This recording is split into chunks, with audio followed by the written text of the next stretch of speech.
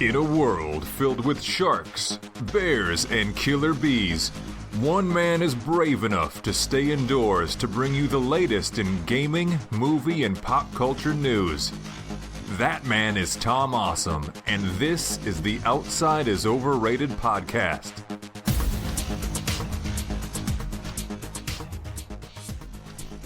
Hello and welcome to Outside is Overrated, a grown-up podcast about gaming and nerd pop culture.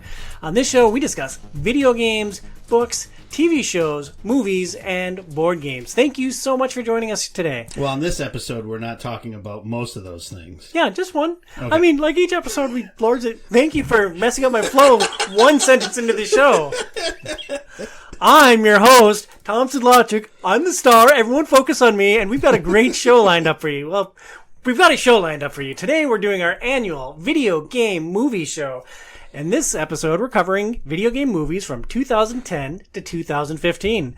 Joining me for the discussion are the Great Disruptor, the Hobby Box, Joe Burns. Heyo. And Dr. C, Casey Aline. Hey, what's going on, everybody? Welcome back to the show, guys. So before we dive into our annual foray into video game masterpiece theater, let's talk about some things that are actually good. Casey, what is the best movie that we're not going to talk about on this podcast that you've seen this year? Well, I think so far I've only seen 2 movies in theaters, and that would be... Well, let me stop you there for a second. You're a big movie guy, right? Like, you're a big movie theater guy, right? Usually, yeah, and I hope to see a couple coming up. But... yeah, for some reason I just haven't made it. I don't like none of them. Like, have you gotten old? Have you started going to like buffets all the time and like having dinner at 4:30 p.m.? No, nothing quite like that. We do usually go to movies on Tuesday nights though, when it's nice and cheap, and you get the matinee prices all day though. So I guess that maybe counts as a senior discount. But yeah, so I saw Dune 2, and then Deadpool and Wolverine were the 2 that I saw, and both were fantastic. Could not praise them enough. Honestly, like they were well worth the money seeing them in theaters. I really couldn't think of anything else. I saw. I don't know. I've watched a lot of movies. I just only saw those 2 in theaters. But the one other one that stood out to me was actually Wonka, and that I thought was really, really good too. And I love the Willy Wonka original with Gene Wilder. It's like maybe one of my favorite movies of all time. I've seen it a ton, and I thought I've never seen it. Really, oh man, You've never seen the original Willy Wonka? So I've seen moments of it on TV. Yeah, it's super. I don't know. It's really good. I think it holds up. But it also shocks me that Wonka came out in December of last year. I remember seeing a trailer for that, which feels like recently. I would have guessed like before Deadpool and Wolverine. Yeah, no, it was. I looked it up too to make sure, because I was trying to think, oh, hey, what movies have I seen? And then I was like, oh, and I looked it up, and yeah, it came out in December, but I watched it in 2024. But yeah, it was really, really good, and I thought it was a great transition into the Gene Wilder movie, and the Johnny Depp one can pound sand, because that movie was awful. Awesome. The last 2 movies I've seen in the theater, Deadpool and Wolverine, the only movie I saw this year, and before that was TMNT. What was the recent one? Yeah, what did it have a name after it? Yeah, it was like Mutant Mayhem, maybe? Yeah, maybe something like that. Yeah, Mutant Mayhem. That came out last August, not this past August 2023. Yeah. That's a good movie. Yeah, it's good. That's fun. Yeah. My kiddo let me get through most of that film. That was great. What about you, Bernsey? You're a big movie guy? Yeah. I've seen, I think it was 6 or 7 movies in the theater this year. Alamo Drafthouse, because that's pretty much where I go to watch movies. That closing in the middle of the summer for most of the summer really put a damper on things, because I maybe would have seen a few more movies in the theater if that would have still been open throughout the whole summer. My favorite of the year probably is Dune Part 2. I would say like the close seconds for that would be then The Fall Guy and The Holdovers, which I also really enjoyed. Holdovers is with Paul Giamatti, and he's like kind of a teacher at a private boarding school in Massachusetts or something like that, and he's like the one stuck watching the kids that had nowhere to go for the holidays. So yeah, that's a fun movie. And then yeah, Daredevil and Wolverine was also a lot of fun. So but yeah, I'm kind of like you, Casey. Like the last couple months, well, there was a time period when Joker Part 2, because I'm not going to say French right now, came out. And I did go see a couple of movies in the theater. I saw Saturday Night, which is about like the beginning of Saturday Night Live. And then I saw one other movie. I can't think of it right now, but I went to those instead of going to see The Joker Part 2 because I just heard so many lukewarm to negative things about it. I was just like, I'll watch it later. And then I just never got around to actually going to see it in the theater. So, well, Burns, you're leaving out what I thought was your movie of the year, Madam Web, with our girl Dakota. What's her name? Casey's favorite actor, Dakota Johnson. Oh gosh, she's. We'll get to her in a little bit later, but man, she's the worst. She's a gem. Madam Web was not a good movie. I mean, don't get me wrong. Madam Web was not a good movie, but I think it got lambasted a bit too harshly compared to what it maybe deserved. It's not a phenomenal superhero movie. It's probably not even really a great movie, but it's not like the worst movie ever. Do you think it had a better or worse writing crew than Venom 2, which was one person plus Tom Hardy? It's tough. I think I liked Venom 2 better. Well, yeah, it had red symbiote fights. I mean, I had aching testicles, so I hated that movie. But and Woody Harrelson, who wasn't terrible as Carnage, I guess, wasn't amazing either. But I don't know. I just don't think it was terrible. It had some good things to it. It just kind of rushed itself to a conclusion very fast. And I don't know that the actors were fully committed to playing parts, but, that's how it is. And it had a terrible villain. The villain had, zero charisma whatsoever, and nothing is going to, completely destroy your superhero movie than having a villain with no charisma. I think, or any movie really where it's like an action movie, you kind of need to have a villain that either has some mystique to them or some level of charisma so that you kind of either love to hate them or actually kind of like them, but you want to see them go down anyway. You kind of need that. Elon Musk. Totally. Burns, as I'm looking in your eyes here, I'm reading that we should do a worst of the superhero film show. We could do something like that. I mean, it would be interesting. I don't know. I don't know what would be the ones that I would put up there. I mean, mainly, I just have a fetish for making Casey watch terrible movies. This is really fun for me. So, Madam Web, all right. That's why you were so glad I made the pick that I did instead of what you thought I was going to pick. I cheered out loud, yeah. Oh, that'll learn, Casey. Well, that's enough talking about movies for right now. Burns, let's shift to video games for just a brief moment before we dive into video game movies. What is your 2025 Game of the Year? You mean 2024? Yes, I do. But I want you to look into a crystal ball and tell me what the Game of the Year next year. What is the 2027 Game of the Year? 2027. So I was going to say 2025 would be pretty easy. It's going to be Wolverine. So I still don't know, even though it's supposed to come out next year. I still don't know that. No, I'm saying 27 is going to be Wolverine. No, that's going to come out in 2026. I think. 2027. I don't even know what. I'll bet Casey giving you the Logan technique that it's 2027. Hard pass on all of that. I mean, the Game of the Year 2025 is probably going to be Grand Theft Auto 6. I would assume. Yeah, all right. Well, that's an easy one. Yeah. So, 2024. Just yes. Boy, we really blew out that little typo in my show notes. Well, which you fixed, so that it was I thought it'd be funny. You went back. 2024. So the difficult thing with 2024 is I have not played many games that actually released in 2024 this year. Ayuden Chronicles. Yeah, I was going to say, there's 3. I have played Ayuden Chronicle. I haven't finished it. I played Balatro, which is also nominated for the Game Awards, for Game of the Year and lots of other things. And then I played, I would count it, I've played Final Fantasy XIV Dawn Trail through the new expansion that came out this year. Those are the only 3 movies that came out, or video games that came out this year that I've actually played. And so out of those 3, that's tough. You're saying it's tough. Balatro, Final Fantasy Dawn Trail. Balatro, so play some poker with your deck versus your favorite game. I would actually say that it was... So the difficult thing is it's 2 very different games. So you have Balatro, which like zero story, but it's like this interesting little roguelike poker game that it just like there's so much strategy to building runs and what jokers do you need at the right times, and when you're doing runs, do you just buy things even though they're not necessarily going to be useful, so you unlock them to be more reliable for later runs. There's just lots of stuff with Balatro that I think is really intriguing, and so you really get into the gameplay of it.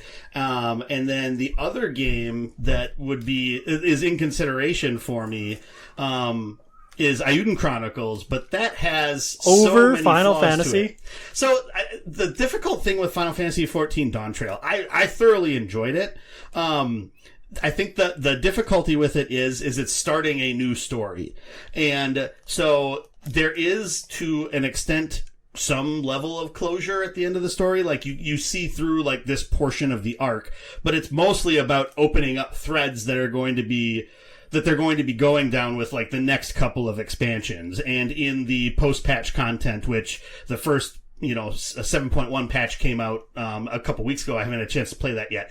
And really with, Final Fantasy 14 patches, you don't get to the actual conclusion of that expansion until the 7.3 patch, which won't come out until probably late spring next year. And so it's like it's kind of hard because I'm not all the way through where it's all supposed to be going.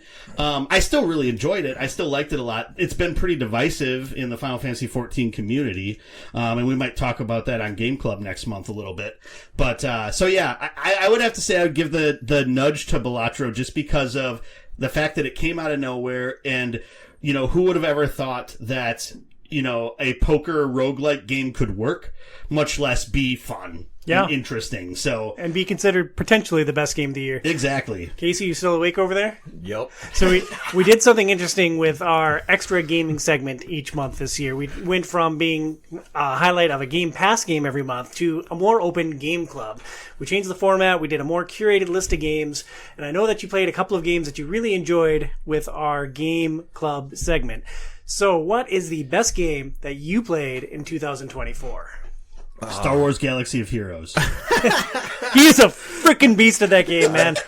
I've played that game a lot for a really long time, so my account 9 is years now, pretty dude. stellar. But man, it's really tough because Cyberpunk and Diablo 4 were the two like main games. I think those might be the only games I played this year, to be honest with you.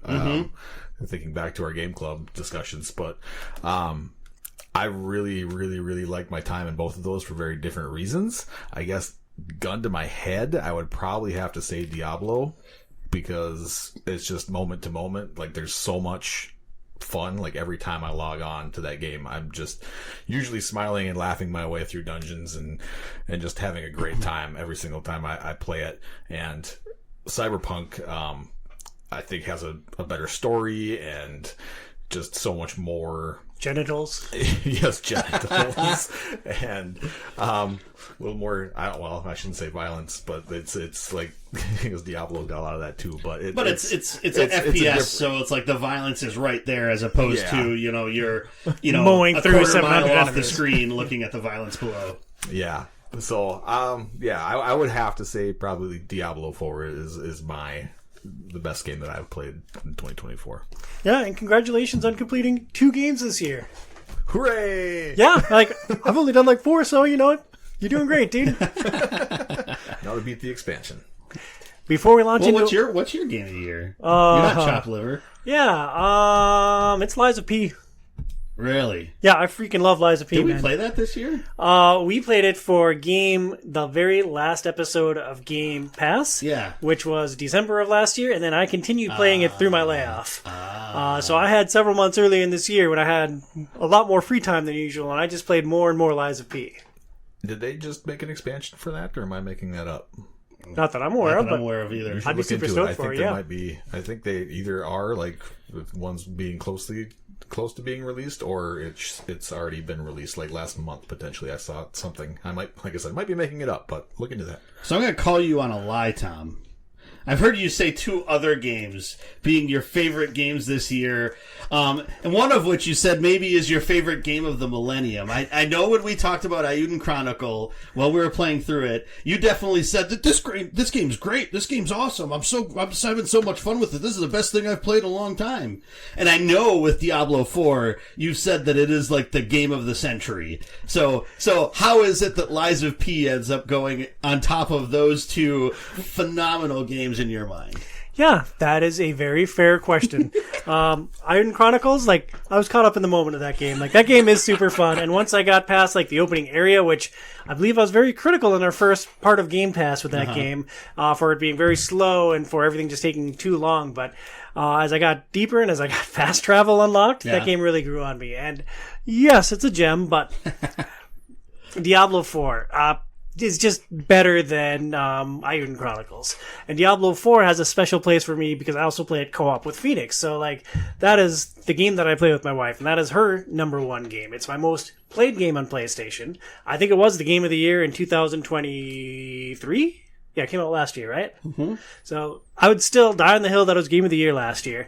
And I've played a lot of it this year, and I've had a lot of fun with it, but I don't know, man. I freaking love Lies of P. It's my favorite of the Souls-like games. All right, you heard it here first. Tom would rather play games by himself than with Phoenix. We've got it. Thank you. And you're welcome for me making you play that game.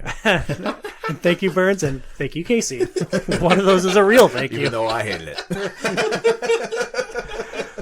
Before we launch into our main show, we want to thank our sponsor, Premier Health. Thank you, Premier Health. Check out their website at premierhealthmn.com. That's premierhealthmn, as in Minnesota.com. If you enjoy us, you can follow the show at all sorts of places. First, support us on Patreon at patreon.com/OiO. Your support helps us keep the costs of everything down for our hosts. You can also follow us individually on social. You can email the show at overratedpod@gmail.com. You can follow me at ThompsonLogicOiO on X, Instagram, TikTok, and Blue Sky. Whoa! Yeah, as of tonight. I'm fancy. Follow Casey at... So I'm still on X at Dr_Casey. Don't know for how much longer, but I am on Blue Sky too at drcaseyh.bluesky.social. Somebody already took Dr_Casey or what? Sons of bees. And you can't have underscore, so it was Dr-Casey was gone. Just Dr. Casey with no dash was gone. And there was one other one I tried too, and this is the one that was left. So Well, what about Logan Technique? I don't do that, Tom! Magic Thumb Casey on Blue Sky. And follow the Hobbybox at HobbyboxBurns on X and twitch.tv/HobbyboxBurns. You can also follow the show at facebook.com/OutsideIsOverrated. We're going to start our video game movie discussion with Prince of Persia, The Sands of Time. I believe I have these films in chronological order. I mean, we'll see. If anyone wants to fact check me, knock yourself out. Prince of Persia was released in 2010. This film was written by Bose Yakin. It's his 5th writing credit out of 18. He worked on From Dusk Till Dawn 2, Dirty Dancing Havana Nights, Now You See Me, where he did the screenplay and the story, and he also directed Remember the Titans in 2000. Oh, really? Yeah. Interesting. Yeah, I like that film, so I added it as a note. He also wrote 3 episodes of Star Trek Next Gen, 2 episodes of The X-Files, and 8 episodes of Chicago Hope. Also contributing to this film was Doug Miro, who had 9 writing credits. He did Prince of Persia. It was his 3rd. It was followed by The Sorcerer's Apprentice, which I believe was a pretty big film, and The Great Wall, which I know Phoenix has an affinity for. More notably, he created Narcos in 2015 and Narcos Mexico in 2018. Also writing for this film was Carlo Bernard, who also has 8 writing credits, all with Doug Miro. This film was directed by Mike Newell, who is, I believe, the most credited of the directors of any of the video game films that we watched. He has 76 directing credits. He did a ton of TV shows in the 60s and 70s, and then from the 80s on, he did mostly movies, including 4 Weddings and a Funeral in 1994, Donnie Brasco in 1997, and Harry Potter and the Goblet of Fire in 2005. This film stars Jake Gyllenhaal as Dastan with 57 acting credits, a little lower than I would have guessed, Gemma Arterton as Tamina with 65 acting credits, and Sir Ben Kingsley as Nizam with 149 acting credits. A brief synopsis of this outstanding plot. Dastan is a commoner, upjumped to Persian royalty. When he and his regal brothers are bamboozled into attacking a holy city, the Mudblood Prince discovers a magic dagger and is framed for assassinating the king. Tamina and Dastan drag the dagger across the desert like it's Tyrion Lannister in A Dance with Dragons, trying to uncover the assassination plot and clearing Dastan's name. This film, I appreciate the chuckle. I was really proud of that reference. Was that actually from the marketing copy of the movie? No, that was from the Tom copy. I know. It's pretty good, though, right? That was good. Yeah. I also worked in the Harry Potter reference because the director did Goblet of Fire, which I believe centered on Hermione's heritage. So, Dennis Miller over here, king of references. This film has a Metacritic rating of 50, and just as a point of reference, if you dig all the way back to, I don't know, if it was a 90s video game movie, but Mortal Kombat, the original Mortal Kombat film had a 44 on Metacritic. POP had 50. With, out of critical reviews, 13 positive, 21 mixed, and 4 negative. I pulled out a couple of highlights here. I believe this was a positive one. Pete Hammond at Box Office Magazine wrote, mixing old-fashioned content and state-of-the-art effects, this Jerry Bruckheimer production trades pirates to princes to revive the swashbuckling, sword-fighting spirit of the sort Douglas Fairbanks or Errol Flynn specialized. Then Rick Groen at the Globe and Mail Toronto wrote, destined to disappear into the quicksand of time, too innocuous to be hated, too bland to be remembered, just awaiting some bright optimism in a distant future to press the do-over button. I mean, we're in the future. They could do that. Casey, what was your level of familiarity with the Prince of Persia franchise? Had you played the game? Have you seen this movie before? I don't play video games, so no. I have never played Prince of Persia. I have seen the movie though before, so this is the second time that I watched it. So, but other than that, yeah, I have zero familiarity with anything Prince of Persia. Yeah, I had never touched the franchise in any way either. So, I'd never seen the movie, I'd never played the games, and so I believe this is the definitive Prince of Persia experience. Burns? So this is a blast from the past. I rented The Sands of Time from GameFly back in the day. Granted, it was like a decade after the game had come out. But yeah, I really enjoyed it. I don't think I finished it. I got close to finishing it, and then I was like, I want to get something else and sent it back. But, and I haven't played any other games in the series, and I never saw this movie until, we watched it for this. Yeah, so we have a bunch of hardcore POP fans here. Casey, what stands out about Prince of Persia? I mean, how can you not like Jake Gyllenhaal, right? I mean, he's so dreamy. I think I can name one other film that he's in. Really? Yeah. Wow. I mean, he's been in 57, right? Yeah, 57 acting credits. Yeah, I'm aware of who he is, but I think the only other film I've seen him in is Spider-Man No Way Home. Yeah. Yeah. So, but yeah, he is in that. I think this is the first movie that he got super buff for, and then yeah, he was well put together. Yeah. So, but before that, he kind of just played nerdy roles to my. Or you could sit on my lap. But no, I thought he was really good as a protagonist. Which I know, Tom, you're gonna maybe bring up a point later on about how white he is, but I thought as a protagonist in this, he was. It's really Prince of Persia, not Prince of New York, dude. I know, I get it, but I think he did for my vast knowledge of Prince of Persia, I think he did a really good job as the hero in this movie. I thought he was fun to watch. I thought he was charismatic, and from what I could tell, he was doing not probably most of the stunts, but the ones that you could tell that he was in, his fighting and stuff was actually pretty good. So I appreciate that. Yeah, and to kind of build on that point, I thought that Jake Gyllenhaal was good in this film, but what I really enjoyed was the relationship that they built between him and his royal brothers, and sort of the world building at the beginning of the film. That really drew me in early. The relationship that he had with his adopted brothers, I thought was a really strong part of this film. Yeah, and I think also, a strength of the movie is the way that the movie kind of jerks you around or maneuvers the plot to sort of make you think that certain people are the bad guys or who's pulling the strings and everything like that. And even though, at first glance you're kind of like, okay, that person's definitely the villain. It gives you some times where it's like, oh, maybe it's this guy. Okay, no, maybe it's this guy. And then it's like, oh no, it's that guy. Okay. But so it leads for an interesting experience, even though you can kind of call sell it from the start. And I think overall, like you said, the fighting I think was pretty good. Like lots of parkour also. This kind of came out at the height of I think parkour mania. Yeah, wasn't that like 2005 to 2010? Because I remember parkour James Bond. Yeah.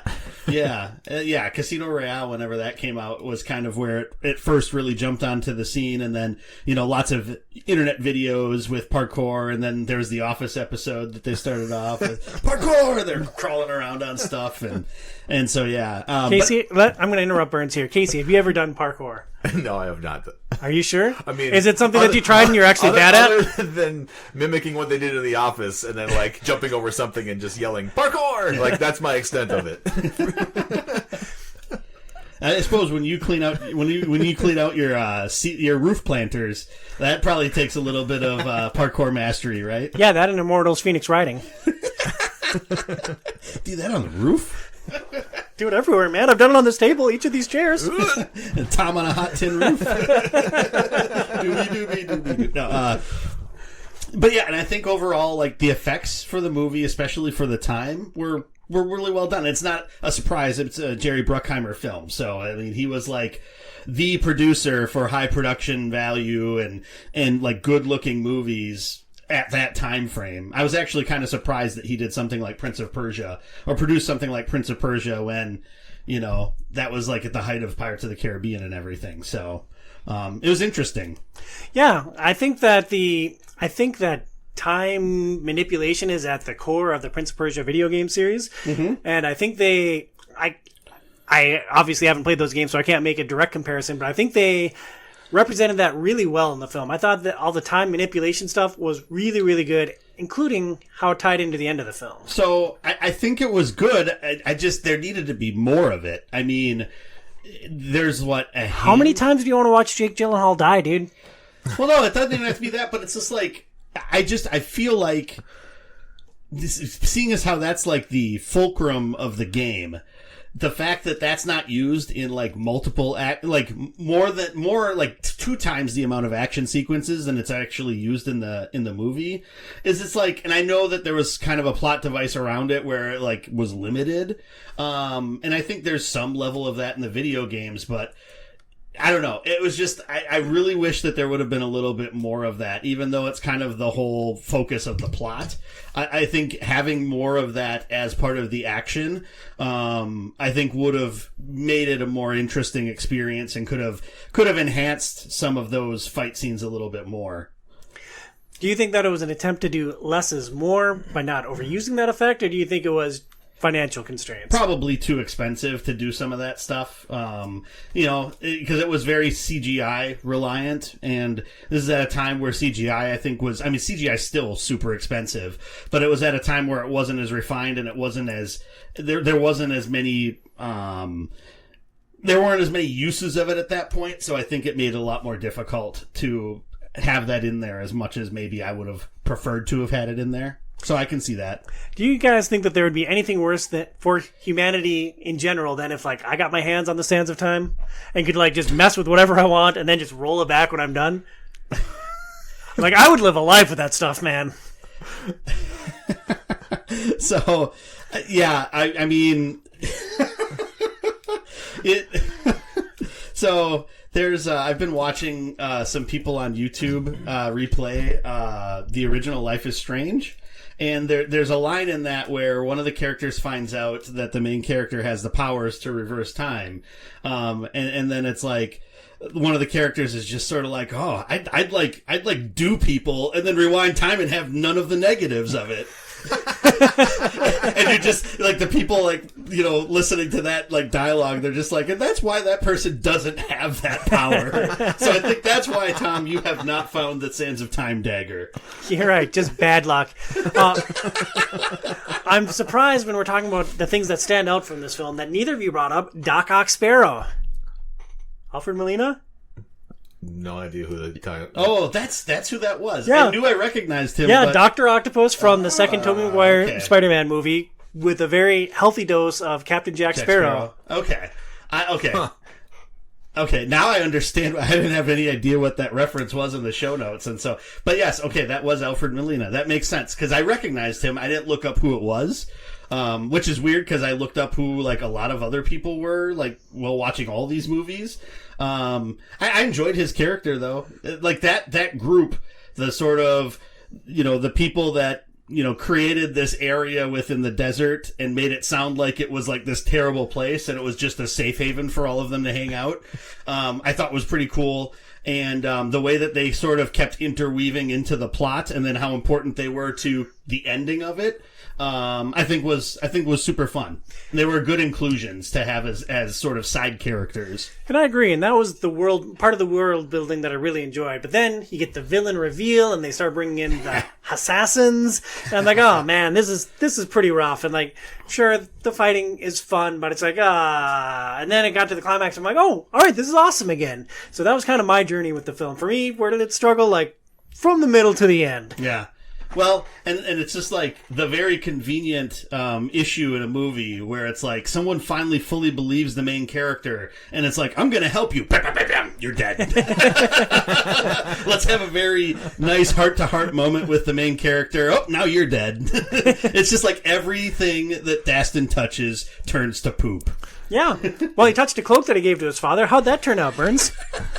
I do not, like, there has never been on the face of the world a cloak harder to take off, like, apparently ever. It was funny because he puts it on and it's like all loose, like just clasped at the top, and then it's like you turn away from it for like 2 seconds and then it's like almost like mummy, like enwrapped through his body, and it's like there's no way anybody can remove this. And if my father had a cloak around him that was like slowly, like acid wise leaking into his skin, like I'd rip that zombie off as fast as I possibly can, you know, no matter what was going to happen to my hands, I would think. So I don't know, that was kind of like, come on guys. Well, and let's not forget that they're all carrying sharp weapons too. Well, right. Yeah, Destin has the dagger with the sand in it. Yeah. Yeah, I had the same thought. Do you think that it was like a magic cloak that just constricted and couldn't possibly be cut, or do you think it was like the first zipper on planet Earth? So that's the thing. I think that was how the villain did it. He invented zippers. The dastardly plot. Yeah. Gosh, we should have known that when they said his name was Zipper, that was going to be the whole thing. I'm sure that's what they were going for, but they needed to make that more apparent, that like somehow it had magically cinched around him. And then that's why it couldn't come off, other than just, oh, I touched it for a second and burned my hands. Oh no, what do we do? What do we do? What do I do with my hands? Yeah, and then the only other person on planet Earth with burned hands is the villain. It's wild. How could you put two and two together? There's no possible way. I'm like, does Nelson really believe that? So yeah, this movie has some issues. Casey, where did it struggle the most for you? So the part that bothered me the most was toward the end when Destin and Tamina were like racing toward the big pillar of sand, right? And then you have Ben Kingsley as Nazim coming down, descending in his bucket, and he's like trying to get there, and they're like rushing, and he just like slides down this big thing, and all of a sudden like they're like, hey, let's stop and make out for a while. Cool. What's up, girl? I'm like, really? Like, now that's when, you know, you haven't done this at all prior to this. Like, there were multiple moments where you guys could have, like, sucked a little face. And, like, this is the time where you choose to kind of, like, mix that in. I don't know. It just stood out as being really, like, not the right time to do that and bothered me. Well, Casey, we're not all as good looking and as charismatic as you, man. For some of us, we play the long game. We have to wear our partners down. For me, it took decades, dude. So, like, sometimes it takes a little time. I'm on Team Dastin here. But like, if you and Phoenix were in, like, you know, fighting for your lives, and, like, you know, your uncle was there trying to kill you, I mean, I don't think you stop to suck face when it's like, oh, you're probably going to get thrown in a pit after this. Because of this, like. Knowing that it would be probably our last time together as a couple, like, we'd do a lot more than sucking face, dude. But you could save her if you just, like, continue to sprint to this pillar. Right. Hey, I mean, when Phoenix is ready, I'm ready, man. Happy birthday to me. So that brings up kind of a funny aside. We watched some other video game movies in preparation for this show, and last night we watched In the Name of the King Part 2. So we watched the first film last year, and it was atrocious. Jason Statham was in it. It tried to be a fantasy epic over 3 hours, and it was just wretched. So they made a second film, naturally, with Dolph Lundgren, and he gets sucked back from present day into medieval wherever, and like he's talking with this lady doctor, and like she gets really crabby with him and storms off in a huff on like their second meeting, and then she immediately comes back in the door, undresses, and hops on top of him. And then when they're done, she just gets dressed and leaves again. It's like, and I looked at Phoenix, I'm like, that was unnatural, right? Like, it sounds like the director was just like, all right, and we need some TNA, and go. yeah, he didn't actually show any TNA in that, but Blood Rain 3, that had a lot of boobs in it. A lot of boobs in Boob Rain 3. All right. Did you guys know that Dolph Lundgren is a nuclear physicist? I did, actually, yes. No way. Yeah. Yeah. Yeah. He's like genius level. Yeah. It's just because he does movies in English, he sounds like, he doesn't know much. That's fascinating. He looked like a gigantic human being in that film. Like, yeah. he towered over literally everybody. He looked like the Incredible Hulk. I mean, he is a big guy. Yeah, for and sure. he was the bright spot of that film. The film was fine. It was a video game movie, fine, right? But he had some really great lines in it. And like, if you're into a B-tier video game movie, that's probably better than 3 of the 4 movies we're going to talk about today. In the Name of the King, Part 2, on YouTube. So back to Prince of Persia. Casey, is this a film that you enjoy in 2024? I mean, it was fun. It was entertaining. I'm probably never going to watch it again. Just there's better adventure action movies out there than this one. I mean, it was good for what it was. Yeah, I mean, same. It was enjoyable, but nothing amazing. I don't ever see myself, like, even if it was like I was flipping through channels, not that I really flip through channels like we used to do when we had cable or whatever, but if I was flipping through channels and it was on, I'd maybe stop for a second and then keep going. It's just, I think we did a really good job of collating a list of movies that I could not be more ambivalent about for this one in particular. Like, there aren't anything there isn't really anything in this group, that I think is like just the worst of the worst. But there's definitely nothing like phenomenal about any of these movies either. We're getting good at this. I don't know if I necessarily agree with that take, but we'll settle on that by the end of the show. I mostly enjoyed Prince of Persia. I could see myself watching again. Like, the setting's cool with it being Middle Eastern. Like, I can't think of a lot of Middle Eastern-based adventure movies. So, like, there's potential that I could see it again if, like, anyone in my family had some strange interest in it. So, Casey, your final thoughts on Prince of Persia? So I just wanted to bring up like Sir Ben Kingsley. Like, I just think he's hilarious to me. Like, I don't understand. So a guy like wins the Best Actor Oscar for playing Gandhi, right? And like he's been nominated 3 other times on top of that for Best Actor in different roles. Yet, like, you find him all the time in these just unserious, like, fun, crazy roles. Mm-hmm. I think this is the 3rd video game movie that I've seen him in. He was in the first Blood Rain. I think he was in the first In the Name of the King as well. Well, he's in Iron Man 3. He's the crazy... He's the Mandarin. The Mandarin, yeah. It's like just a off-the-wall, weird, like... So I just think it's hilarious that, like, he still, like, in spite of being, like, probably one of the better actors of our time, like, doesn't turn these roles down, right? Like, you'd never see Leonardo DiCaprio or Daniel Day-Lewis taking on these types of roles, and I think it's really funny. Another actor that's kind of taken that same path is, though in a little bit different way, is Denzel Washington. Denzel Washington in like the late 90s was like, if he's in it, it's like a box office gem. He's probably going to get nominated for something for it. He won an Oscar for Training Day.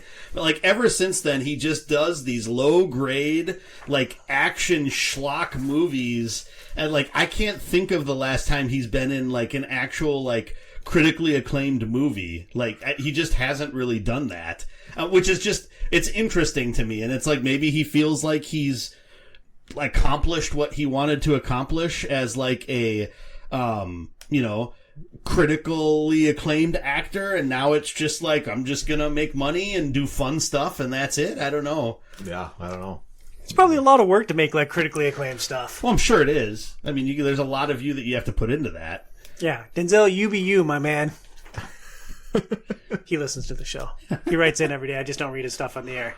So what I thought about with this film is it makes me think of the awesome potential for Assassin's Creed as a film. Well, and you apparently haven't heard of the, mostly hated Assassin's Creed movie that came out with Michael Fassbender at the lead. And, I like Fassbender. I really enjoy him, but, man, I have heard about how terrible those films are, and it makes me scared because, I have a degree of affinity for the Assassin's Creed license. I don't want to see a terrible movie with a license that I care about.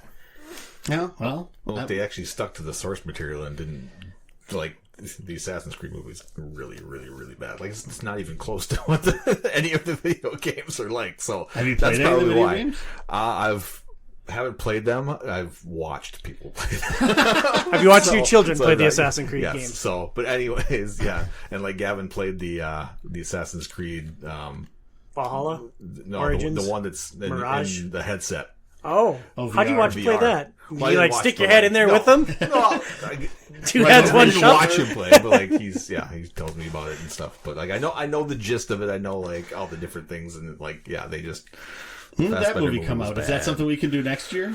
Was that this time? That might be around the right time, right? Yeah, I think it might be on the list for next year because I don't think it was in the list we were considering for this year, right? There we go. Yeah. All right. Well, can't wait to make you watch that again. That'll be super duper fun.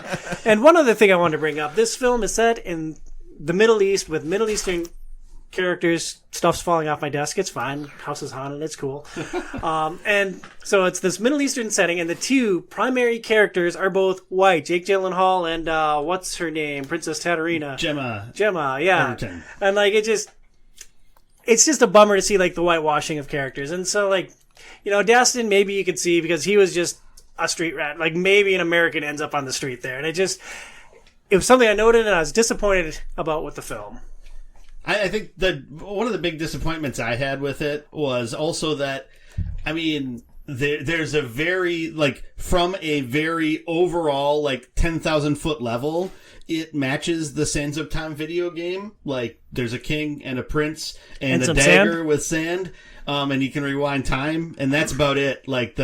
The names of a lot of characters, some of the situations are the overall situation is a little bit the same, but there's just not a lot of correlation between that and back to the video game. Not that there has to be, but it's just another thing that it feels like it missed the mark a little bit, with trying to bring the game to life, if that's the goal of what these movies are. And so I don't know. I think that's one thing that maybe if they would have tried to bring in a little bit more of that or found a way to do more with that, it would have maybe made the movie a little bit more interesting. Yeah. We talked about it a lot. It's a difficult thing to do. You stay too close to the source material and you're not breaking any new ground. You step away from it, nerds go crazy. So it's I don't know what the happy medium is. Though I don't know that there's enough hardcore Prince of Persia fans that would be oh my god, they ruined the movie of this. Oh my god, that's not my prince. I don't know that happens with Prince of Persia. Maybe other video game properties, but probably not Prince of Persia. So if you're out there Mike Mathweg, I'm sorry if you're a huge Prince of Persia fan and I just discounted your opinion, but well, make sure you hit the Discord if Burns touched a nerve there. Yes. Or Jim. I could see Jim randomly really liking Prince of Persia. So you're saying Jim just likes terrible things? He just gets mad at us when we don't like the things he likes. Yeah. For stupid reasons. Yeah, like them being bad games, like Enter the Gungeon. Before we move on to our next film, I'm going to say some brief thank yous. A podcast is a lot of work. I couldn't do Outside is Overrated without my friends, my family, and our generous supporters. Before we discuss the other films, I'm going to recognize some of you people. First, there are our corporate sponsors, Doctors Brian and Kelsey Camille at Premier Health. Without their support, I swear to God, OiO would come out whenever I feel like it, which as the father of two young children would be infrequent. So thank you, Brian. Thank you, Kelsey, for supporting the show. And for our listeners, please check out their website at premierhealthmn.com. That's premierhealthmn as in Minnesota.com. Then there are all of our outstanding co-hosts. and mediocre co-hosts who volunteered their time and their energy for the show.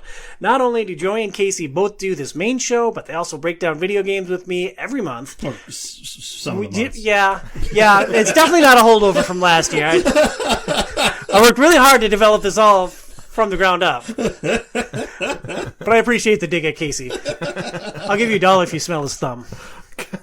I know where it's been.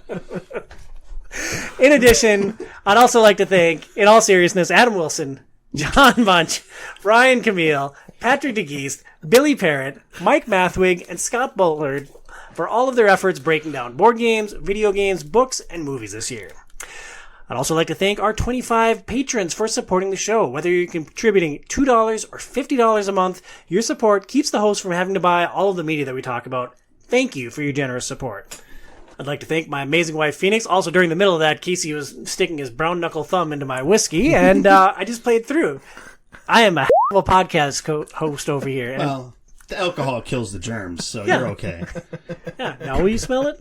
No. I don't like the smell of whiskey either, so... Next, I'd like to thank my amazing wife, Phoenix. Not only does she appear on the show, but she also supports this passion project for me. OiO prep, consumption, recording, and editing takes quite a bit of time. That's a lot of time I could be spending with her and our 2 young children, but this is a creative outlet for me and something that I just love doing. So, Phoenix, I am so grateful for your support. And finally, I'd like to thank everyone listening to the show right now. Thank you for spending some of your time with us. I hope you find us entertaining, and I invite you to join the OiO community as either a patron or as a Discord member. You can shoot me a note at overratedpod@gmail.com for an invite to either the community or to give general feedback on the show. Do you think anybody's listening to an OiO podcast right now? Right now? Like right now. Like as we're recording right now. Yes. Okay, interesting. Yeah. I bet Jim's listening to Diablo. I just released it yesterday. Oh, okay. That's a good guess then. Yeah. Nobody's listening to this episode right now, though. That would be a physical impossibility, Well, but maybe Phoenix is. Maybe Yeah. they have the Sands of Time dagger in there. Oh. Okay, if somebody has a Sands of Time dagger and then they kill somebody with it afterwards, which one of the three of us is probably getting it? Tom correctly points at himself. yeah, the agitator. But what I was getting at earlier when I was talking about how bad it would be for humanity if I got the dagger, just imagine I could push you in front of a bus, Casey. And I'd be like, just kidding, buddy. I'm never losing at fantasy football ever again. I'm packing the guillotine, guys.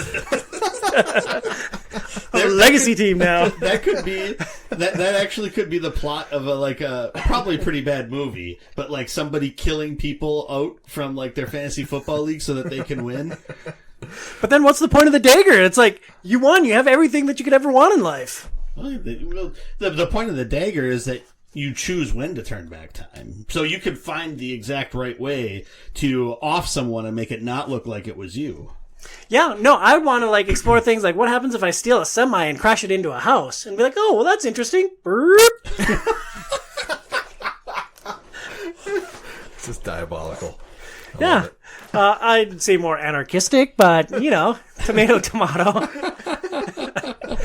For our next film, we're going to discuss Tron Legacy. This film also released in 2010. It was written by Edward Kitsis. It was his 11th writing credit, his only movie where he wrote the screenplay and the story. This was his 11th writing credit. He has 21 total writing credits. Casey, this is your guy, right? He wrote 21 episodes of Lost, 19 episodes of Tron Uprising, and 156 episodes of Once Upon a Time. I've never seen that show, but apparently it had a long run. I don't know. Yeah, once upon a time it did. Nice. Also writing for this film was Adam Horowitz. It was also his 11th writing credit, his only movie. He has 21 writing credits, including Lost, Tron Uprising, the same number of episodes of Once Upon a Time. They're probably writing partners, I'm guessing. Probably. Yeah, seems likely. Yeah, the same amount for each of them. Mm-hmm. Maybe they're conjoined twins, but they just changed their last names. Another thing I could do with the dagger. Get a conjoined twin? Yeah. I don't know. How would you do that with a dagger? Don't worry about it, Birds. Also writing for this film was Brian Klugman. It was his second writing credit out of 4. He wrote 1 episode of The Head Case, The Words, and Baby, Baby, Baby. But randomly he has 46 acting credits. Yeah. Tron Legacy was directed by Joseph Kosinski. He has 11 directing credits. This was his second. His first directing credit was the short film Gears of War: Mad World. I don't know if that was a trailer just or the what. trailer with like I think that's like the trailer for Gears of War that started the whole trend of taking like an older like vintage song and then making a dramatic version of it for a video game trailer, which has become like the norm now. And it's ridiculous how they just come up with even more insanely like ill-fitting video games, and if you slow it down enough and focus on the right words, it works. It's brilliant. Yeah. So he revolutionized video game marketing. Awesome. That was his first directing credit. His other directing credits include 3 commercials and Lady Gaga Hold My Hand music video. So that's 4 of his 11 directing credits. First film was Tron Legacy. Most recent film, Top Gun Maverick. That seems like a rocket ship trajectory. That doesn't feel like all the pieces add up into the correct sum. More like a jet trajectory than a rocket ship, but like a jet that has to launch into a canyon and then go over the mountains and then like hit a very specific, very small target and then climb back. Yeah, I've seen a film, Casey. Shut up. It's a good movie. You ever see the first Top Gun though? Yeah. Okay. I had seen that many times back in the day, and Phoenix just watched it for the first time before we watched Maverick like a month ago. Tom's only seen the actual movie one time through, but he's rewatched the volleyball scene our football scene many times. The topless and high five. It's volleyball in the first film. It is volleyball, okay. Yep, It's football in the second. Maverick, I mean, the love scene, Take My Breath Away, like, that is an impactful scene. The blue light, right? We're all teenagers at the same time, like... Yeah, you guys are not romantic. I all right, I did not have an awakening to Top Gun, no, sorry. This film stars... Don't worry about where my awakenings were. Or how close to Casey they might have been. This film stars Jeff Bridges with 96 acting credits. He's been in a couple things. Garrett Hedlund with 40 acting credits, and Olivia Wilde with 66. Pop quiz, what is her first acting credit? The first film that she appeared in? Olivia Wilde. It's something that I did for 20 questions that I don't think anybody got. I have no idea who she was in this film. She wasn't one of the main characters. Alicia Cuthbert was. Girl Next Door. No, she was in that. Yeah. Huh. She's the... Choose your words carefully. I'm trying to think how to describe it. So in the beginning, when he gets stripped of all of his clothes and the girls come out, she's one of the girls there, and then she's also in the club, like she's the like. I don't know the guy's name. I can't remember his name, but the main club owner guy, you know, she's the like his side piece basically. So. Do you have a photographic memory, or have you just watched The Girl Next Door like 50 times? No, I know who she is. And I've seen it at least 10 times. I know who she is in The Girl Next Door. I haven't seen that movie. Did you have an awakening to The Girl Next Door? You should. It's really good. And she's super, super hot in that movie. Yeah. I mean, I can't look past Alicia Cuthbert in that movie. Like, she was... wonderful.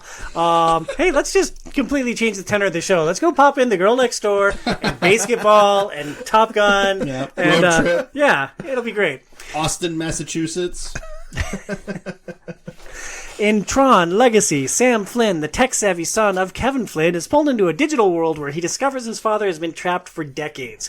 Together, they navigate a high-stakes landscape of deadly games and rogue programs to escape, confronting Kevin's powerful creation, Clue, who seeks to dominate both the digital and real worlds. Isn't it much better when I add like my own references in to the marketing copy? Yeah, sure. Yeah.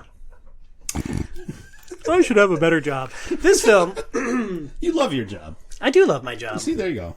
This film has a Metacritic rating of 49. Again, Mortal Kombat was a 44. I fixed the combat. The Mortal Kombat's with a K, Tom, not with a C. Oh, man. I probably did that 100 times. Yeah. You didn't fix it here. I'm looking right at it, Burns. I fixed it, and somebody changed it back. Oh.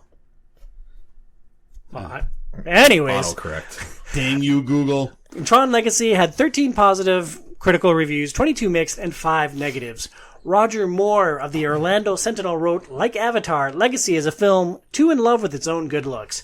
And like the original Tron, the sequel's a bit of a slog. And I think that was one of the positive reviews.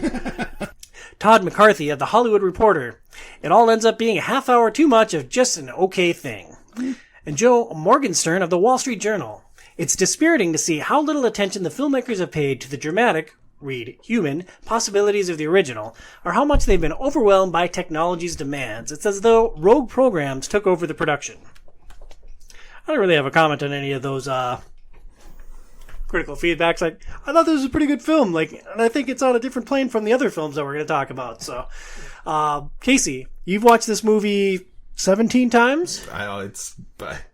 I don't know exactly how many, but if I had to guess, it's probably right around 10 times. And I don't know why. It's just one that I always am drawn to. Like if I ever see it, I'll stop and watch it. Or I've even just thrown it on in the background a few times, on Disney Plus. I'll just pop on Tron Legacy. Would you call it the Olivia Wilde effect?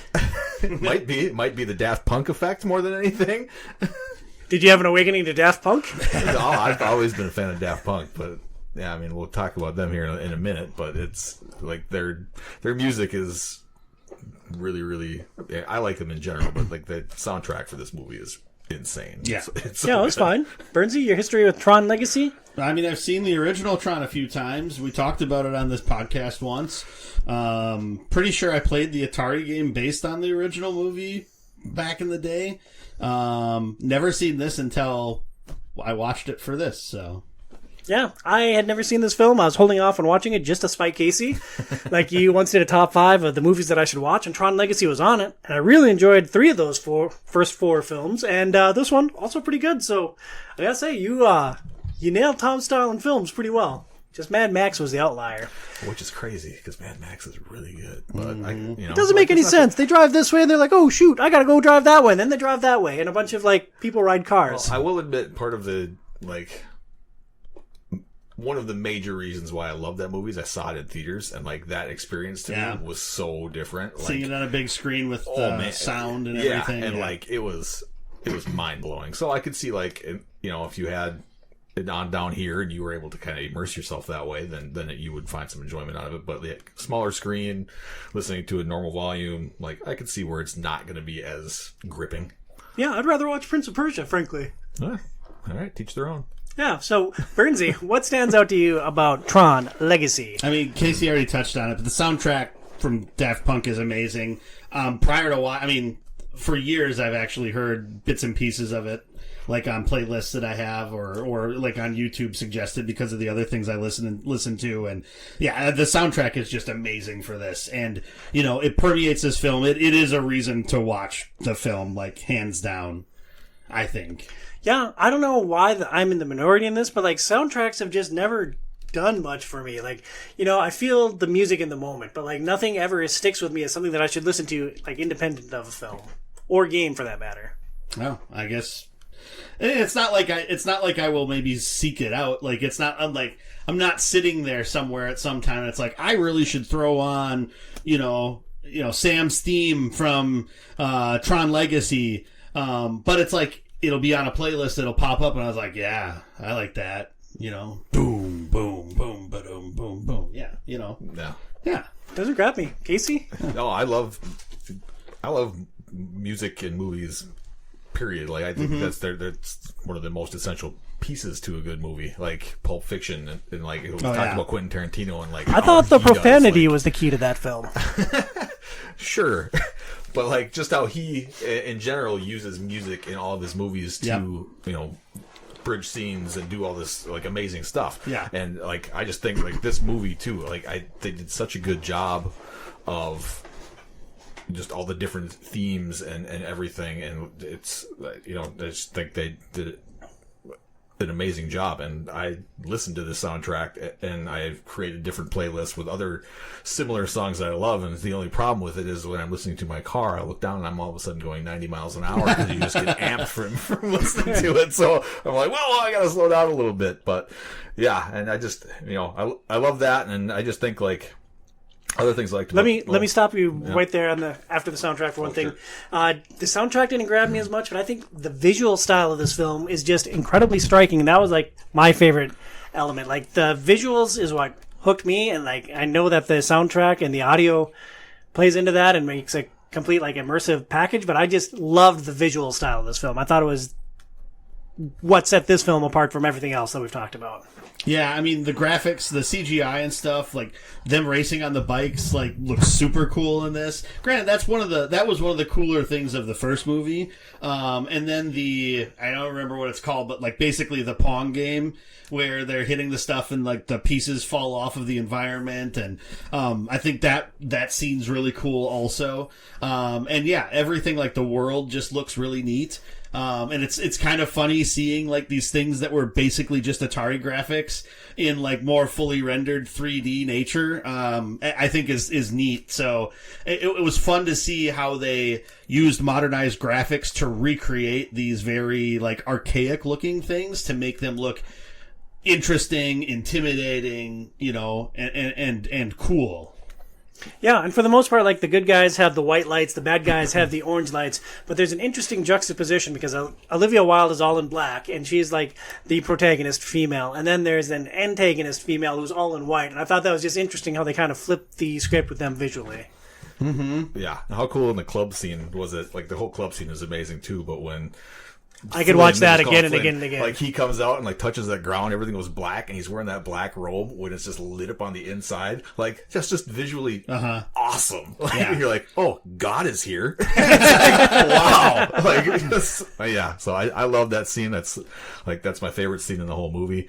And then I just think, yeah, just to touch on what you guys said, too, like, when he steps out, the beginning and he gets sucked into there and then like all of a sudden he walks out in and the spaceship comes over top of him and you see like they pan up to all the different buildings and stuff. Like, yeah, they just did, I think, a really amazing job graphically in this movie. And it's 14 years old now and it still looks awesome. Yeah. Mm-hmm. So what about the story, Casey? Like, high point or a low point to this film? I mean, I thought it was really good. I just like the continuation of the storyline and explaining kind of what happened and with the son and just like the dangers of AI, and like I think it kind of is starting to hit home a little closer now. Like 14 years ago, AI wasn't really a thing, and now we're kind of starting to see like this minor evolution of it. And you're like, like how close are we to this? Yeah, I'm going to keep my eye on you, ChatGPT. Yeah, you help me write a lot of social media posts right now, but tomorrow. Yeah, but I just think like the relationship between Sam and his dad and like that evolution is pretty cool. Even though one of the downsides for me is they kind of do drag on parts of this movie too, and that was one of the critics had an issue with it too, where I just think there's a little bit of fluff that could have been cut out to make it a little bit more cohesive and better, but overall I really like this movie. Yeah, I mean the plot itself is actually like cohesive instead of the mess that the original was, but yeah, there's definitely some pacing issues where it just like really slows down at times and takes a while for it to pick back up. And I know that a movie doesn't necessarily have to be just like bam, bam, bam, action, action, action. You do need to fall back from that a little bit, but I think when it fell back, it sort of like got stuck in that for a while and almost spun its tires a little bit, especially whenever they would have to go back and do a lot of like sort of giving us a lot of like what happened in the past. It's just like that's where it really seemed to drag, even though it's important information for us to have. It just feels like it got bogged down in like the retelling of the past a lot. I had some issues with the story. Like, overall, I thought it was fine. I love the style of this film. I thought there are just some things that I didn't understand after watching the film. Like, I don't know who or what Tron is or what team he's on or why he's working with Clue or why he's working against Clue. I don't fully understand. Well, I guess I do understand why Clue turned, as you will. Jeff Bridges was kind of Zen one moment and then godlike figure the next. And, like, there were just times that I'm like, I don't understand what's happening, but I'm enjoying this ride. So I feel like... answering what, excuse me, my interpretations of a couple of those things were, with Jeff Bridges or Flynn, basically, he kind of got caught in like that afraid to act space. And then when Sam gets sort of sucked back and is like pushing the envelope, he kind of ends up getting forced out of just this waiting and seeing and having to take action in order to protect Sam, right?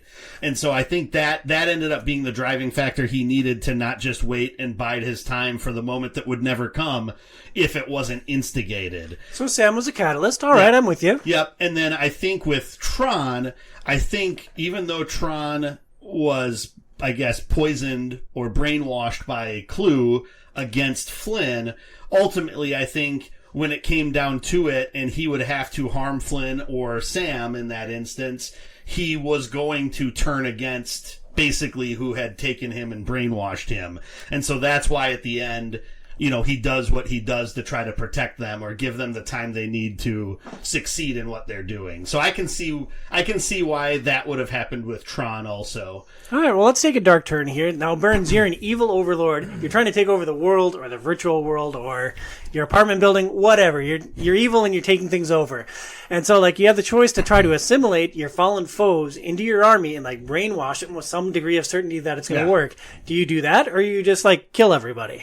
No, I mean, you should just kill everybody. Like, even if he's, like, you know, because, like, Tron is, like, the most distinguished fighter, you know, figure within the world, so that's why he probably thought, well, it'll be good if I can control him.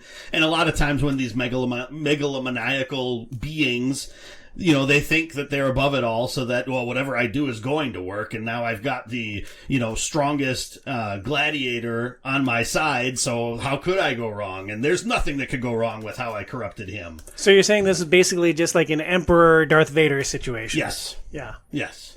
Yeah, so Casey, are you on Team Brainwash or Team Murder? What Joey said made a lot of sense, and I actually exactly what I was thinking, where, like, Tron is an essential piece to the puzzle in this universe. So, like, if he just killed him, it would be like getting rid of your antivirus protection for your entire system. You know what I mean? So, like, I think you can't kill Tron. Like, you need him in some capacity. So that's why he couldn't do that. So, I mean, I guess if you want to just kill everybody and say what the heck happens, then go for it. But I mean, the movie's named after him, for crying out loud. The franchise is him. Right. You can't get rid of him. That's like, what, are you going to make a Superman movie without Superman? Come on. So something else random just popped into my head earlier. I told you about the, like, awkward love scene in Name of the King, right? There was an even more awkward one in Boo Brain 3. So, like, Brain gets captured, and, like, the dude she's working with get captured, and they're, like, on a train to go to, like, Nazi and, like, get murdered or whatever. And, like, she got knocked out. She wakes up on the train, and they just start banging. Like, it's like, oh, well. hey, we didn't have boobs for a while. Yeah. Time for more boobs. Exactly. And then, like, the climax of the film happens, like, 2 minutes later, and it's, like, just over very Did quickly. the climax of the film happen then? For some of us, it might have. So, Bernsey, where did Tron Legacy struggle for you? Hands down, the very worst part of this movie, and it's like it is like shocking how instantly my immersion was broken. But it's the CGI of Jeff Bridges' face to look younger. First, when he's Flynn, and the flashback at the start of the movie when, you know, he last sees Sam, and it's just like, it looks so bad. And I'm gonna have nightmares about it, dude. it is bad. Why was it so bad? Because it was 2010, Yeah. and they didn't have the technology apparently then.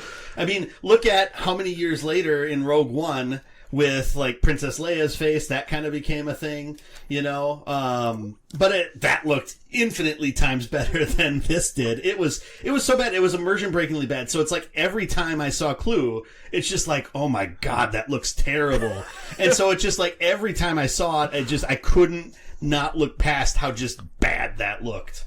Which is like, thank God that Tron just had a helmet on the whole time. Because it's like, last thing I need is another one of these in here to just completely shatter my any sense of, like, really getting into this movie. Yeah. He reminded me of Gale from Baldur's Gate 3. Yeah, I can see that a little bit. Yeah, only, like, way creepier. Casey, where did this film struggle for you? Yeah, the face was really bad, and I think it's funny that, like, we have, like, deep fakes now that people just create that are, you know, so much better than 2010, like, what the best CGI people on the planet could probably do. Yep.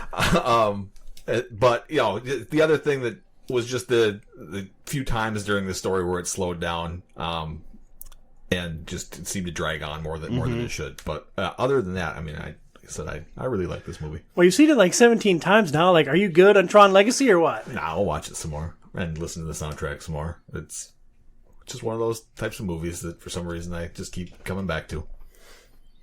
Yeah, I mean, I enjoyed it well enough. Probably wouldn't watch it again. Sounds like you hated it, Burns. I didn't hate it. I'm definitely probably the lowest on this movie out of the three of us. What if they went back and deep faked an actual face onto it to make it not quite so creepy and game or movie breaking? I mean, it's still just an okay movie. There's some really cool scenes, but then a lot of low scenes. And so it's just I got the gist of what the story is. I don't really need to watch it again for that. And there's none of the performances were awesome enough that it's I really want to see this person do that again. So it's just, I don't know, man. I could watch Olivia Wilde flick her eyes for a long time. well, yeah, but there's lots She of does other, that look, dude. there's lots of other movies that you could just, watch that for. Yeah, The Girl Next Door. All right. Yeah. Hey, you guys want to watch a movie after this? or any other of a plethora of movies that she's been in. Also, the ending is entirely predictable. The moment they kind of mentioned one thing, I was just oh, that's what's going to happen. And then it's every single time something happened to just sort of push that in that direction. It's yep. I knew that was going to happen then too. It's every single thing. It's just probably within 10 minutes of Sam being in the world, I was okay, this is kind of how this is going to play out.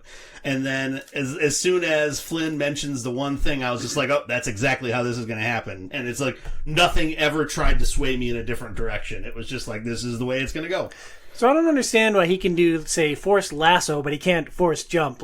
His powers just don't make any sense. But how, but, I mean, his whole... spoilers, if you want to go in and see this movie to fruition, Why doesn't he just summon a phone booth? And then, lock the door? Problem solved, have fun in your little box. So, well, first off, the joke could be, well, you can't have a noble sacrifice if there's not a sacrifice, right? So, in order for that to really have weight, he's got to sacrifice himself. I guess looking at it within the lore of the world, if the only way to stop Clue is for him to reassimilate and destroy them both and destroy, I guess, what was happening, that was the only thing he could do, so he had to sacrifice himself. So he couldn't have jumped out and left with Sam and them. And then it was giving, Olivia Wilde's character, I can't remember, the Quora, right? It was giving Quora the ability then, as the one surviving of the whatever they are, the tattoo peoples, her ability to... Isotopes. There you go, or something like that. It was giving her the ability to be able to continue on so that she wasn't destroyed by Clue's remnants or whatever. So... All right, so let's say that Daisy brings a young man into the house here, and the house is imploding, and I have a choice to either escape with Daisy or to let Daisy and the young fellow take off and live their lives. I'm not staying behind in the imploding house. That's all I'm gonna say. It's not a 1-to-1 though. So a 1-to-1 would be that this guy that's with Daisy is your protege, and that you've been with him for a decade or a decade and a half, molding him into who he was going to be. That would probably be a little bit different answer. Sounds nice on paper, but Casey, let's put you in the crumbling house with your sons. What are you gonna do? And Olivia Wilde, you've been grooming her to be your son's companion. The grooming's maybe a poor grooming. We're talking about young women, please.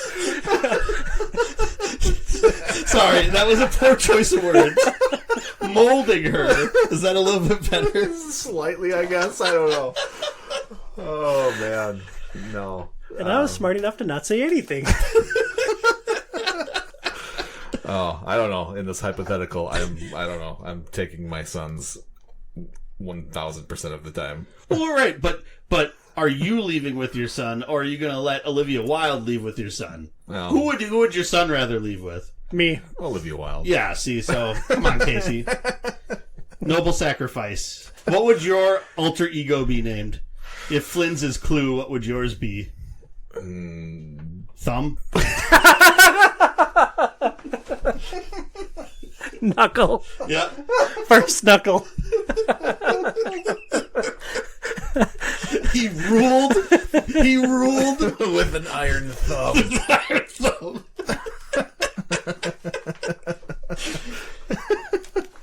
Can't go on.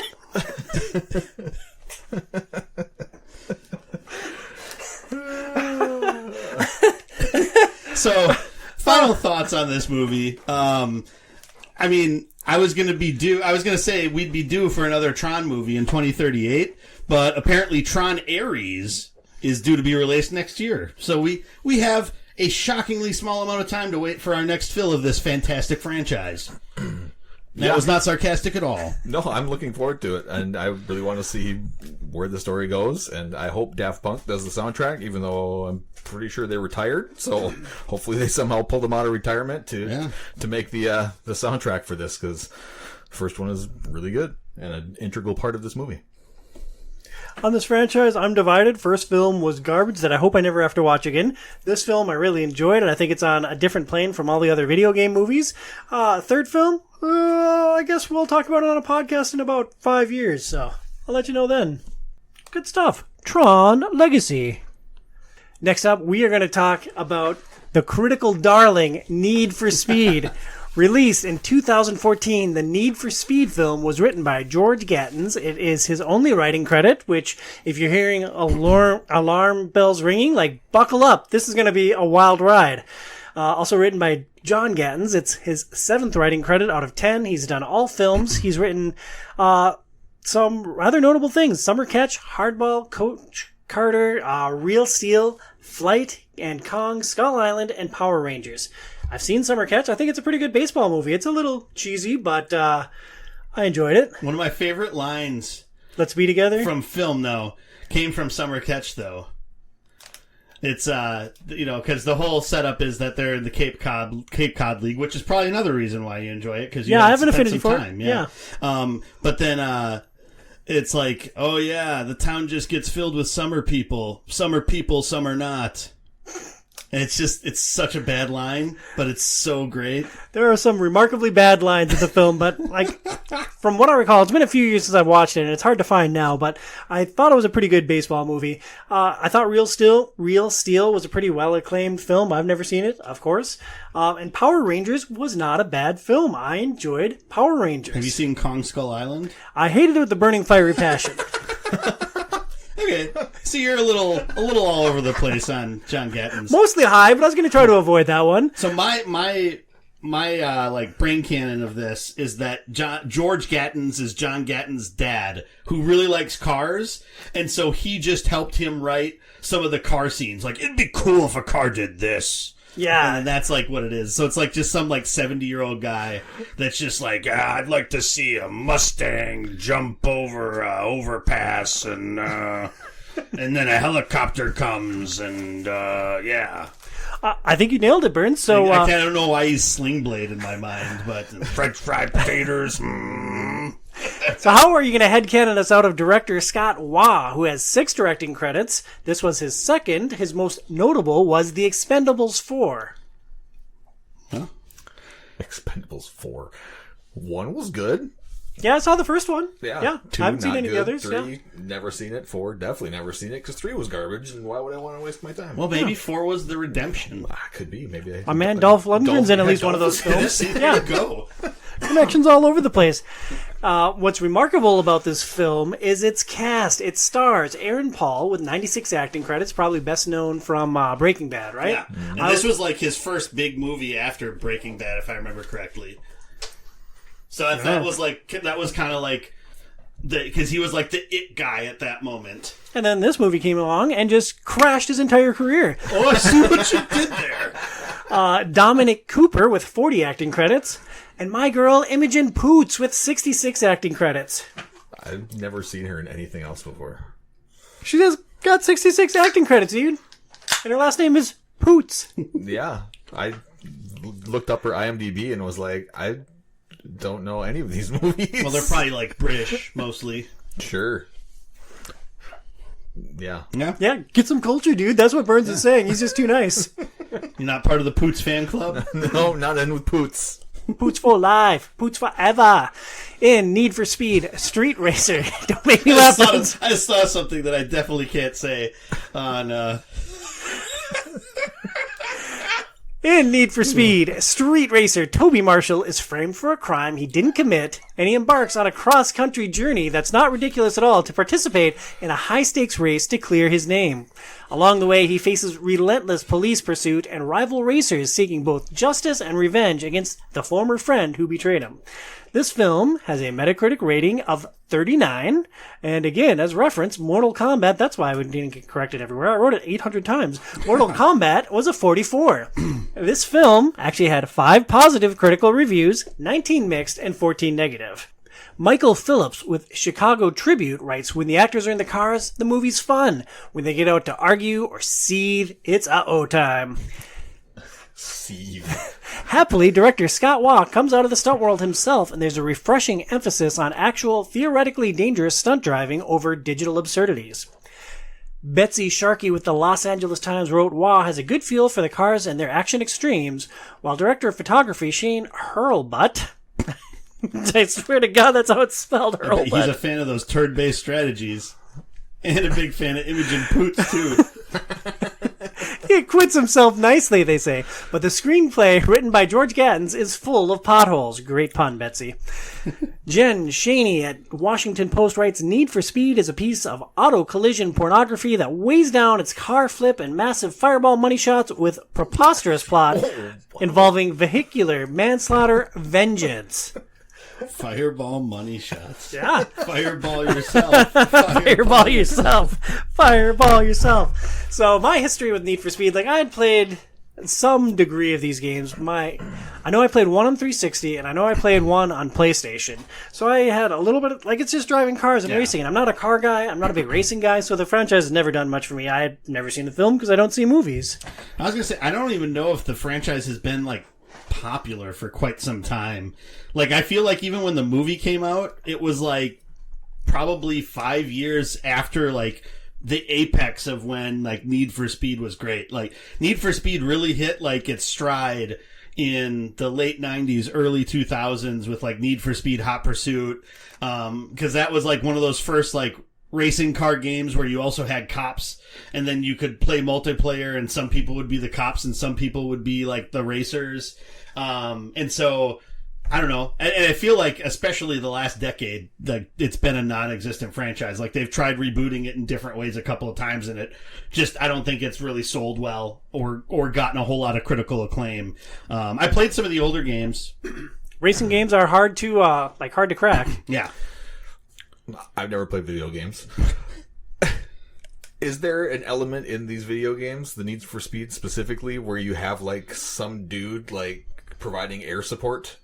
Because like that character in this movie just seemed like so out of place, and I'm like, this has to be something that happens in the video game, or why in the heck would you even like have this guy exist? It's been at least 10 years since I played a Need for Speed game, so take this with a grain of salt, but I believe that there is like an in-car navigator that gives you some tips on how you're supposed to move, and so I think they took that concept and fleshed it out into a character for the film.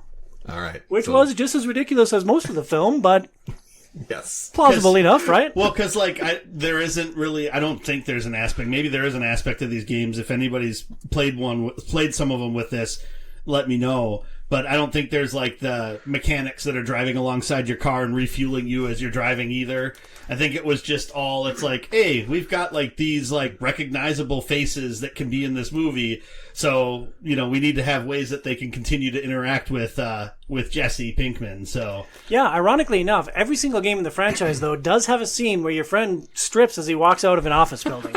Yes. Every single one of them. Yes. And like jumps on his buddy and like, I'm like, oh, that's funny. I'm glad that they stayed true to the franchise that way. Yeah. So Casey, what stands out to you about this ridiculous, terrible film? Just the cast. I mean, I cannot believe, like, what the heck, like, how did they get all these people to get on board with this movie? Like, it's just insane. Yeah, and like, I know that money talks, but like, you'd think that like somebody would have read the script or that, like, ask, who wrote this script? Have they written anything? And they're like, no, but here's a whole like garbage truck full of money. And it's like, okay, well, I mean, I'm Tom, I'll take the garbage truck full of money, but like, I'm also not coming off of Breaking Bad, so I don't know. Yeah, it just blows my mind. But other than that, like, visually, I thought the movie actually did a really good job. And that's just some of the actual critics touched on, that the stunt driving and the practical effects, the visual effect, like, everything I thought was really well done in this movie. So, Burns, what do you think was more noteworthy out of those 2 points, the cast or the car effects? Yeah, I mean, the practical car effects were great. Like, all the stunts and the racing and stuff, it all looked really cool. And the fact that it wasn't, I don't think there were any of the scenes that were CGI. There might have been things to touch up, like remove some things from around it or whatever. But yeah, I think that's the best part of it, is just that everything kind of was there the way that it was. And it was filmed all practically, which is awesome, especially now that everything's CG basically these days. So it's nice to see that, and that they committed to that, because it just looks cooler that way, I think. Yeah, I agree. I'm going to go back to Casey's point about the cast. I openly loathe this film. Like, I'm not a car guy, so like them working on like a world-class Mustang, it's like, whatever. It's a car. Yeah. Cool. Fancy car. Get it.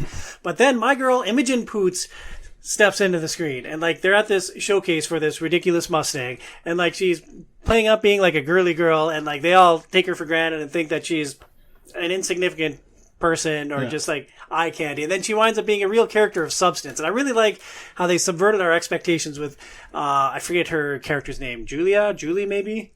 I didn't write it down. Anyways, Poots. Yeah, with my girl Poots, and like I thought she was like a grounding thing throughout the film, that just she's what kept me engaged until the end of the movie, when some things actually paid off in a satisfying way. Yeah, and then it's like, you had the one like friend that was just stupid, that was like trying to talk her up, and it just was failing at it. So it's just like, oh, he failed so bad, let's just kill him in the next scene, huh? Spoilers, sorry. Sounds great. You had it coming. You heard it here first. So I'll start off with this one. Where does this film struggle? It is so ridiculous that it hurts. And like, there are so many plot holes early on and throughout the film, and like just the core hook of it is so ridiculous. So the main character's friend dies, and he goes to jail for it, and that's sad. But like, he has to get revenge by racing cars, and so he borrows the fastest Mustang on the planet from a millionaire that he barely knows, who would, of course, let an ex-convict walk out of jail, get into his fancy Mustang with his agent, daughter, business partner, car buying agent, and like drive across the country with her, beating the crap out of this car before they could possibly get to this race. And it's just like, oh man, I just hated this film. And it's like, oh, car jumps, cool. Or, I mean, yes, there's a lot, but how about even before that even happens, the fact that this billionaire, millionaire, whatever, in the first place decides to let this failing podunk car company rebuild supposedly Carroll Shelby's Mustang, like, right? Like, all the amazing places that could like rebuild this car for him, he's like, hey, you know what? I've seen you race a couple times. You're all right. Like, some of these cars that you produce are real fun. Like, let me hand you the keys to like the biggest, baddest supercar on the planet, and you rebuild this for me from scratch. Well, maybe Dino felt kind of bad that he struck it big, and that Jesse Pinkman was kind of stuck as a schlub. And so I'm going to throw you a bone, give you an opportunity to sort of, not, your dad's dead, you got a failing business. I'm going to try to give you a leg boinking up, your right? ex-girlfriend. Yeah, I mean, all these things. I'm going to kill her brother shortly, because he badmouthed the British gal. And so it's just like, Dino is actually the best character in this movie, because he is the most sympathetic. He really just cares deeply about Aaron Paul's character. And small town business. Like, he's a man of the people. Yeah, like, in this Casey, universe... are you saying that you hate America? Yes. In this universe, if, that car doesn't get discovered and he doesn't get like arrested for all of this, he could have become president of the United States. because of just, what he did for small business and how he cared about others. Well, given the current political climate, like, he could still be convicted and still become president of the United States. I wouldn't rule it out, dude. True. So, what you're saying is that Dino's your favorite character in this film. Well, so the thing I don't understand, especially seeing how, like, one of these races plays out, and it's like, I don't know how he became rich doing these illegal car races, because, the whole idea of them is you race for slips, so you get the cars of the cars that you beat, but if all the cars are destroyed by the end, you just get like $1 million. It's like, you can't build a business off just $1 million. You can't repair your car for $1 million. No, and it's just like, I don't know. It's just, it's like they're super excited they won. It's like, yeah, you could have won 14 million. You get $1 million. You get to go to jail, have fun. It's just like, I don't know. And these were like, right alongside them in jail should be all of the police officers that participated in these car chases, because it's like the most destructive, aggressive cops in the history of the world. The cops and the guy putting on the race. Like, this isn't the first race. This race happens, like, has supposedly happened year after year after year. And maybe this is the first one that would just, like, the cops went crazy and blew up every car or whatever, but it's like this super illegal street racing, supposedly, with these supercars going through this secret track, and somehow the guy putting it on, like, is just like, oh, yeah, good job, guy. Like, you can just keep doing it. Just keep endangering people's lives. Cool. Yeah, just totally fine. Go nuts. Have fun, kiddo. Yeah. And nothing like having a super secret car race and, like, putting it on the internet. Yeah. So that everybody, like, and talking about it for months leading up to the date. It's like, oh, well, we're going to be secretive about where we're going to meet. But...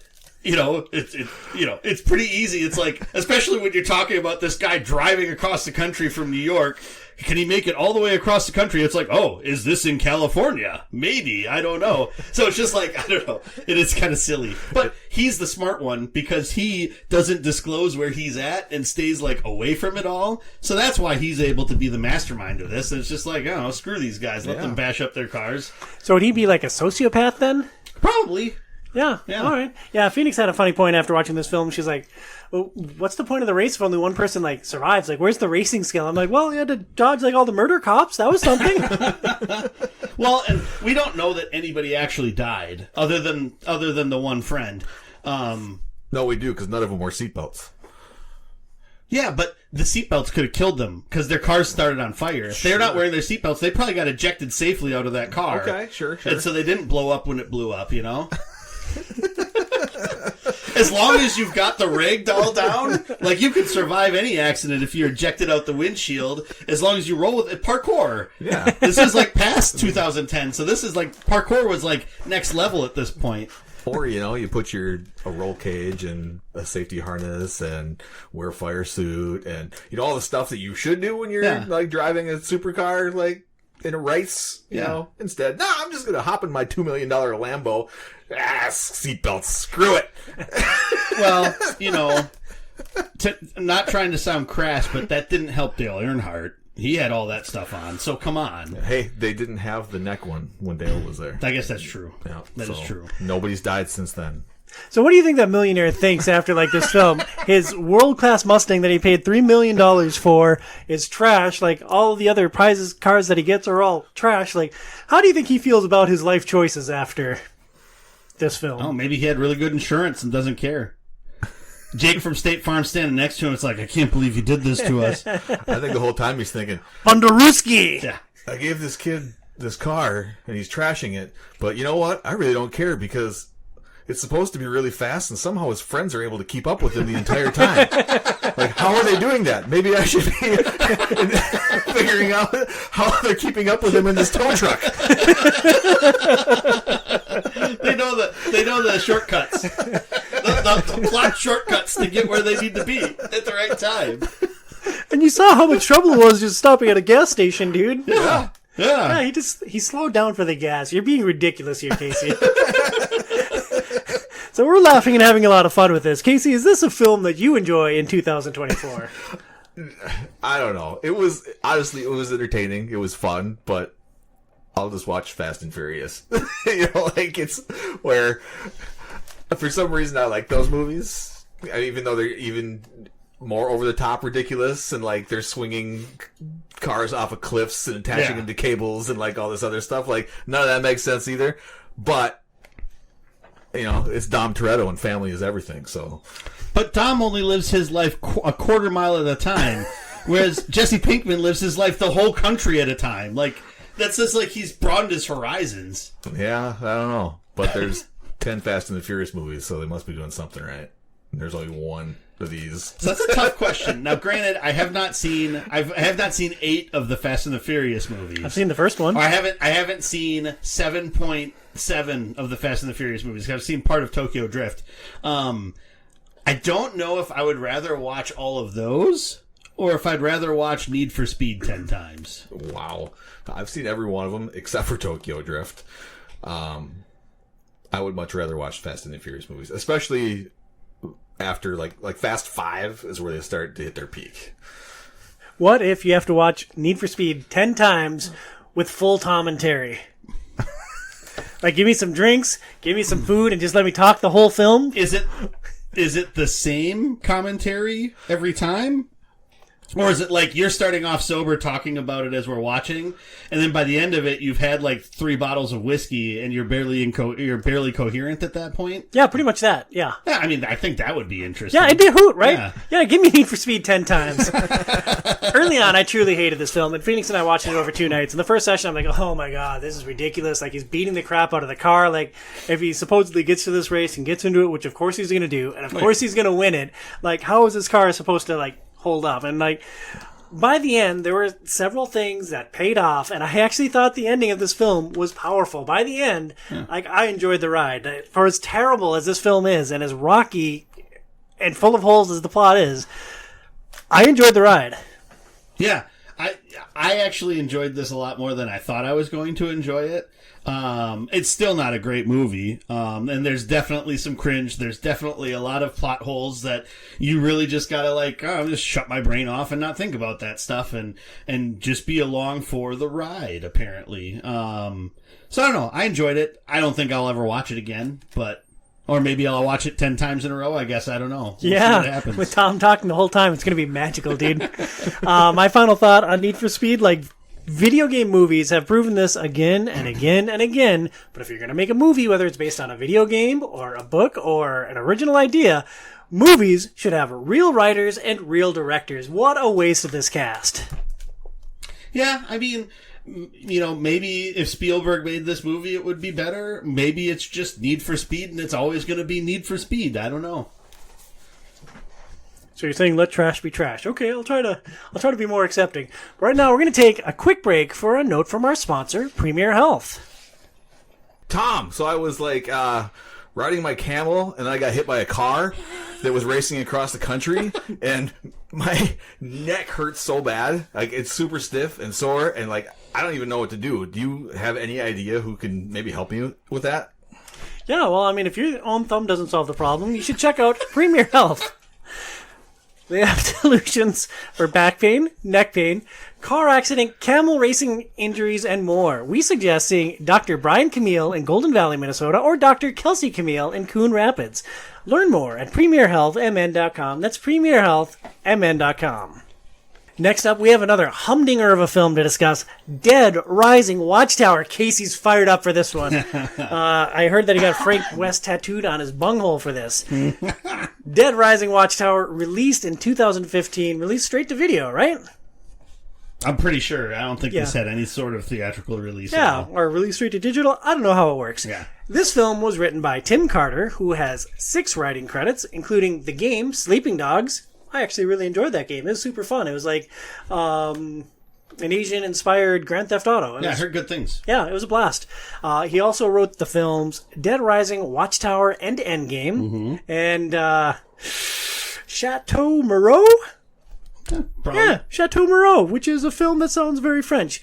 This film was directed by Zach Lipovsky with 16 directing credits. This was his second film after the smash hit Leprechaun Origins. It's a bad movie. I've seen several Leprechaun films. I haven't seen Origins. It's a bad one. It's probably the most recent Leprechaun. I don't think there's been one since. It's pretty bad. I mean, there's a Leprechaun in Space film, right? Probably. All of those franchises went... The only one is like Halloween hasn't gone into space, but pretty much everything else has. Yeah. Oh, man, we should watch that. That sounds great. He also directed 13 episodes of Mech W4. No idea what that is. Neither do I, but it was the most noteworthy sounding thing, so I wrote it down. This film stars Jesse Metcalfe with 40 acting credits, including 30 episodes of Desperate Housewives. That's one of the 40 credits. That sounds about right, though. Megan Ori with 44 acting credits, including 36 episodes of Once Upon a Time, who was written by somebody that we talked about earlier in the show. And Alex Ponovic with 137 acting credits, which I think is higher than Kingsley. But I can't possibly scroll back up and confirm that. No, there's nowhere to know. No, it's a mystery of time. It also had the recognizable Dennis Haysbert, who's from the Allstate commercials. Oh, yeah. He was Who's the president of the general. United States, yeah. Yeah, he was that in a movie, too. He was 24. Okay, yeah, that's right. And then Virginia Madsen, who's just seemed out of place the entire time. Was she the newscaster? No. She's the mom. Oh.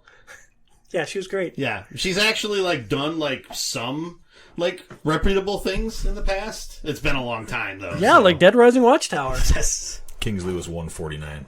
Oh, okay, so he's got a dozen over my man, Alex. Suck it, Alex.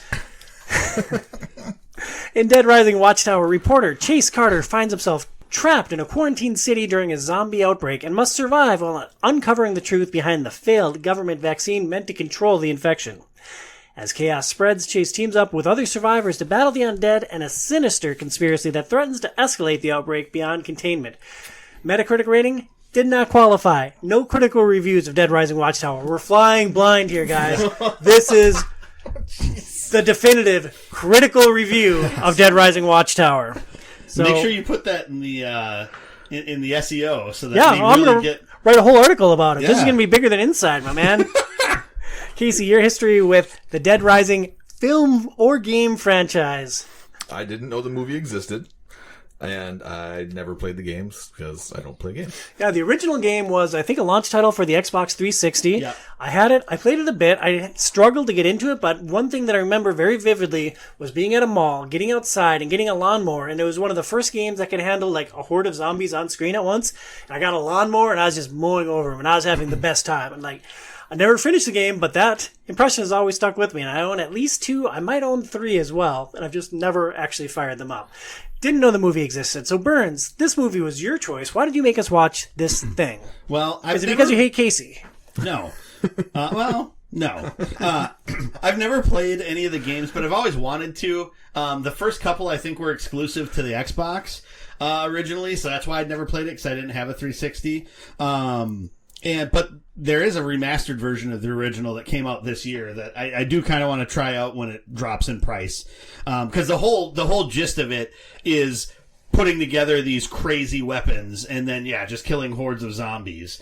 And Frank West, who is played by Rob Riggle in this movie, is the main character of the first 2, I believe. At least the first one. I can't remember when they transitioned. I'm pretty sure it's the first 2, and then the third one is a different character, and the fourth one is a different character. So yeah, and I chose this movie because we needed something in here with a bit lower production value represented. Mission accomplished. well, was it? Because I thought the effects in this movie were pretty good. Like, I thought visually it looked good. Like, I thought...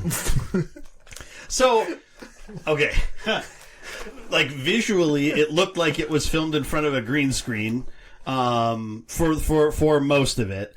I will say that, like, the zombies looked pretty good, and especially, like, some of them that were, like, focused on, like, when he's fighting against the cop and the clown, like, those two actually, like, looked, especially the clown looked, like, pretty good, right?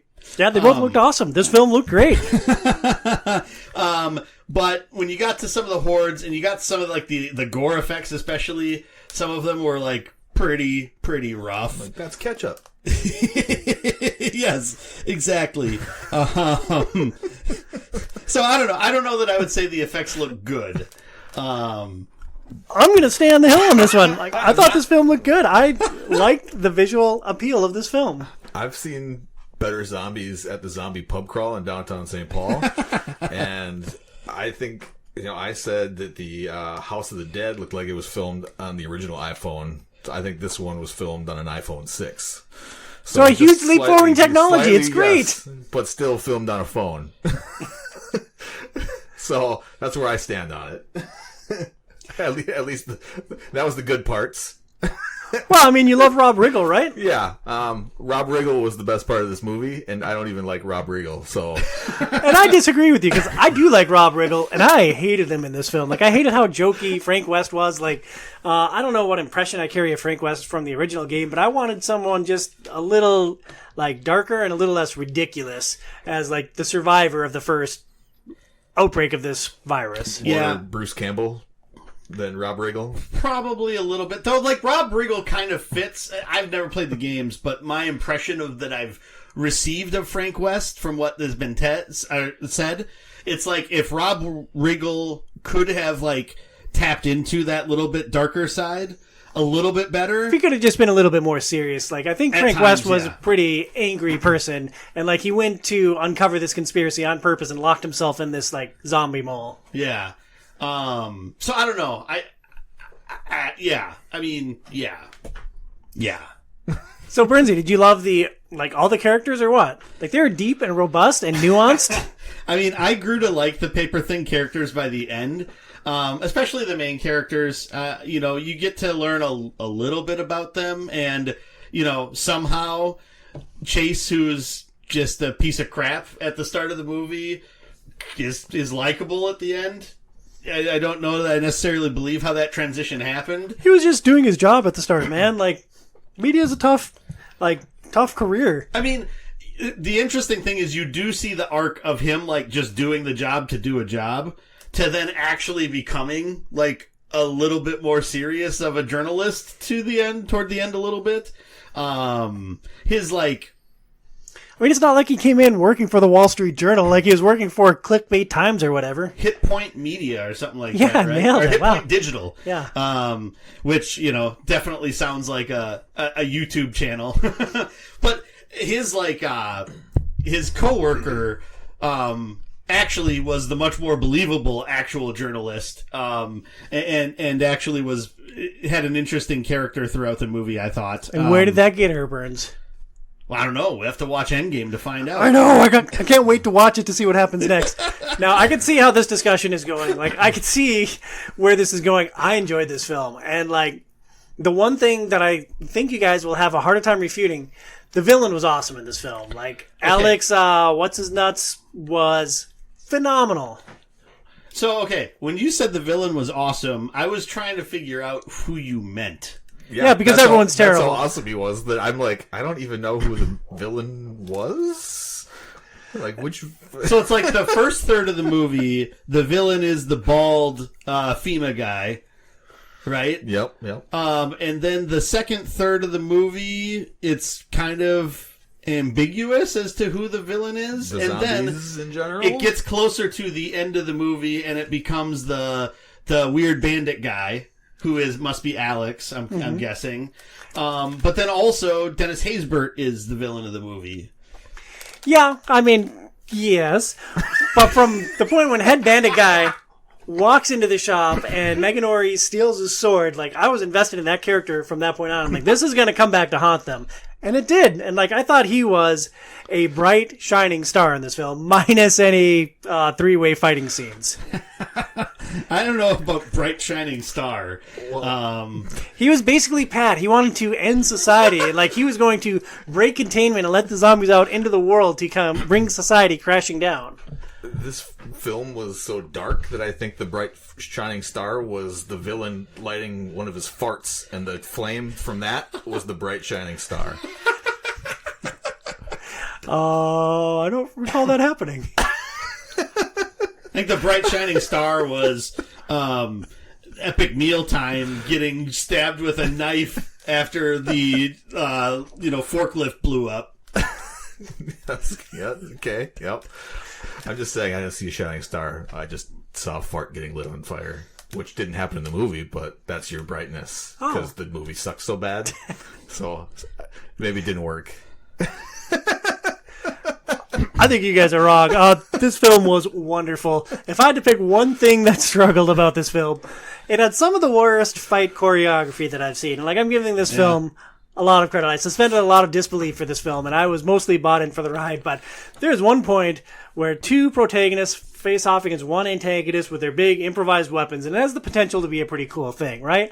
And instead, they're just like slowly pacing around at each other and like taking these cautious swings. Like, I swear that my 6-year-old and 3-year-old would have put together a more believable and more chaotic fight scene than these three. And like, I feel like it was one of my best quips out of watching all these movies with my wife, and I'm like, wow, this is practically like Obi-Wan and Qui-Gon against Maul. Yeah. Most of the fight scenes were pretty bad. And it stinks because I feel like they represented the whole like MacGyvering weird weapons together really well. But then they used them so poorly, and you know, it was like they used them twice and then it would get broken or someone would steal it or whatever. And it's just like there wasn't that payoff that there needed to be of that aspect of it, which is for someone who hasn't played the games but knows of the games, like that's the whole identity of the franchise. Are you know MacGyvering together these weird weapons. And it's like, yeah, they got all these cool weapons and then they can't really do a whole lot with them, which is unfortunate. Yeah, I'm really surprised you guys didn't like Head Bandit Guy. I'm surprised I'm alone on this hill here. Bernsey, where does this film struggle for you?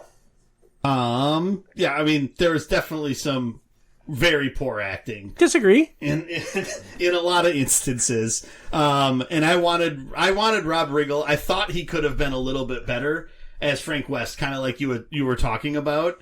I still think some of his stuff was funny, but I think it could have like landed a little bit better if he would have taken it a tad more seriously at times, and still had some of that humor come out. I think it would have been more effective. Yeah, and it's weird because like they tried to make him very jokey, but they also tried to make him dark. Like you said, yeah, they're effed. Like it's horrible. Like. Yeah. Probably everyone's going to die. But, like, he was just so jokey and silly all the time. It's hard to believe that shift into the more serious tenor. Right. No, I agree with that. Yeah, Riggle, poor choice. But, Casey, you stayed awake through this whole thing, right? Oh! No, I didn't. So maybe that's why you didn't like Head Bandit Guy. Did you miss his big climactic scene? I don't know. I fell asleep for like 20 minutes because on top of everything being terrible, it was also really boring. Like, after a while, like, it just, I don't know. I thought everything just bogged down in the middle, and it was like, well, and then I woke up and was like, huh, the movie's still on. All right. Like Zombie Clown? This was the only movie I had to watch in 2 parts because same thing. And I stopped. It was after they got to the warehouse full of zombies. And that's where it's like, okay, it's like him and, infected chick that's taken the Zombrex, are having like the deep talk on the balcony, and it's like, okay, it's time for me to go to bed. And then after that, that's exactly when I fell asleep. Yep. After that, it picked up. It got better after that, but. That was like the lull before the climax. That was good pacing, Burns. No, because there was, other than them getting to the warehouse, it was kind of a lull through a lot of, like, it was just too many pieces of, too much downtime at bits. And what they did with the downtime, unless it was, like, I actually really liked the arc of the other reporter and sort of her investigation as to what's going on, getting played, and then figuring out what really was going on, and then how to get that information to Chase so that he could pay off on it down the line. Like, I really liked that aspect of it, but the stuff of them in the pawn shop waiting to try to get out, it was just all so boring. There's like a couple of scenes that were important, and then the rest of it was just kind of bad. But Maggie made the peanut butter sandwich with like the smiley jelly. Yeah. And then Chase just folds it over and eats it anyway. Yeah, man, what a dick. Yeah, what a dick. I also thought that Maggie had a surprising payoff. I didn't anticipate what was coming with her character. Which one's Maggie? The mom. Oh, the mom? I kind of figured that was what was going to happen. Yeah, it surprised me. Really? Yeah. Like, you didn't think she was going to find her zombie daughter? Yeah, I did, but I thought it'd turn out a little bit differently. Really? Mm-hmm. Like, you think she'd just be able to, like, inject her with some zombicide or whatever it's called? And no, I thought Chase would cut her head off. No. Cut her head off? No, I thought Chase was going to cut her head off.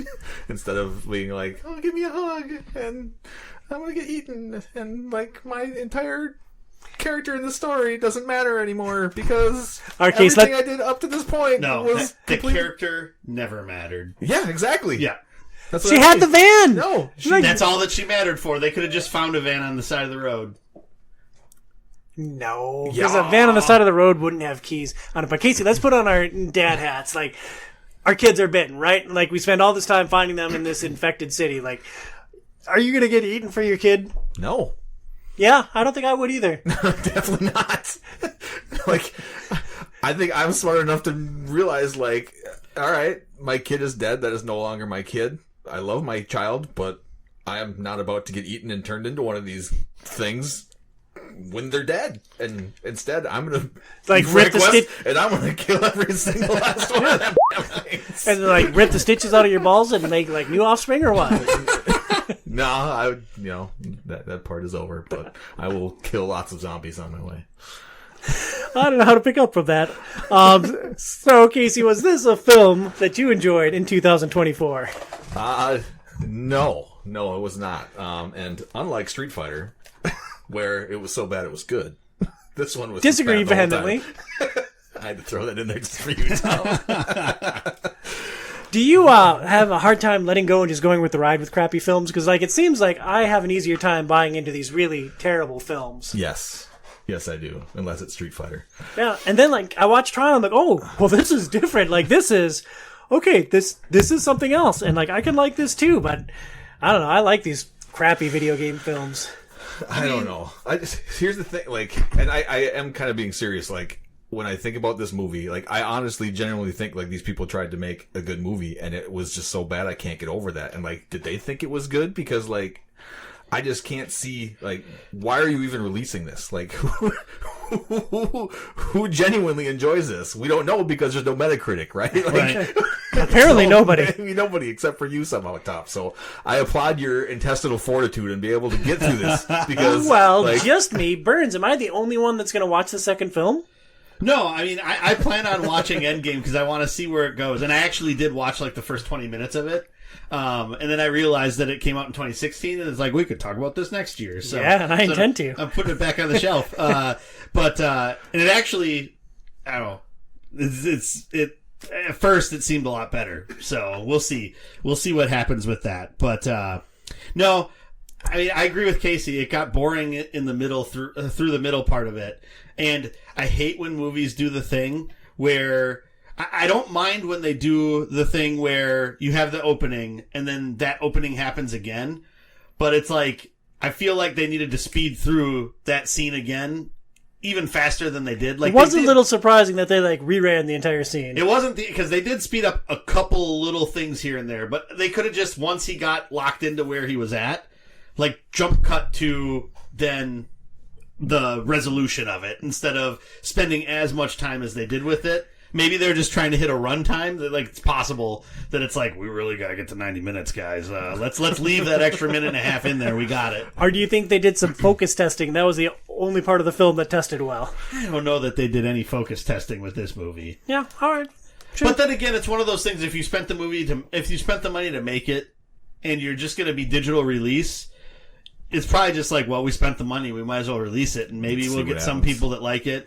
And there's some movies that are so bad they're good and catch on, so maybe you just sort of hope for that. But I think it really comes down to they just didn't have the budget to do a lot more with it. And, I mean, this is by far the lowest budget out of all these movies. I mean, you could tell Need for Speed, they threw a crap ton of money at that.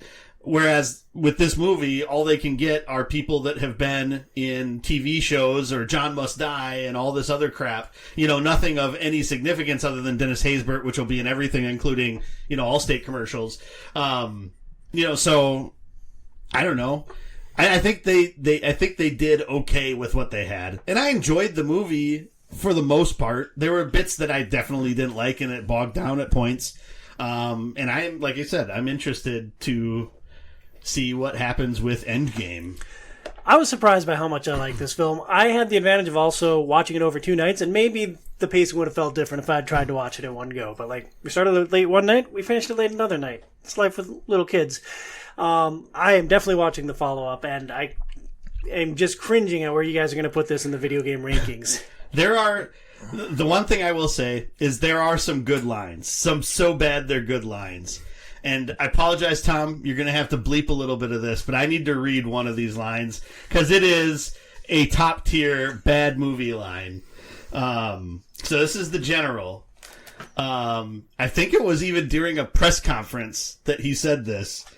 When you're knee deep in shit, be happy it's not up to your neck. Though you're still knee deep in shit. Yeah, pretty good. It's like, it's awesome. And then I do think, and I wanted to write it down, but I didn't. But I think the Bandit King, I wanted to ask you, because he says something when he calls out to What's-Her-Face, when you find out that they had some sort of a past together. And he's like, step away from the zombies and come over here, babe. And I was like, Tom, is that the line you use on Phoenix now? Something like that. No comment. That was the incredible cinematic masterpiece that was Dead Rising Watchtower. And now we are going to get heated. For our last segment of the show, we are going to rank all of the video game movies ever constituted on planet Earth. To date, we've done, I believe, 3 shows on video game movies. We've discussed 14 films, and we've ranked them, and now we're going to assimilate these 4 films into that overall ranking. So from worst to best in the movies that we've previously discussed. Number 14, Mortal Kombat Annihilation. Number 13, Tron. Number 12, House of the Dead. You guys are wrong on that film. Number 11, Max Payne.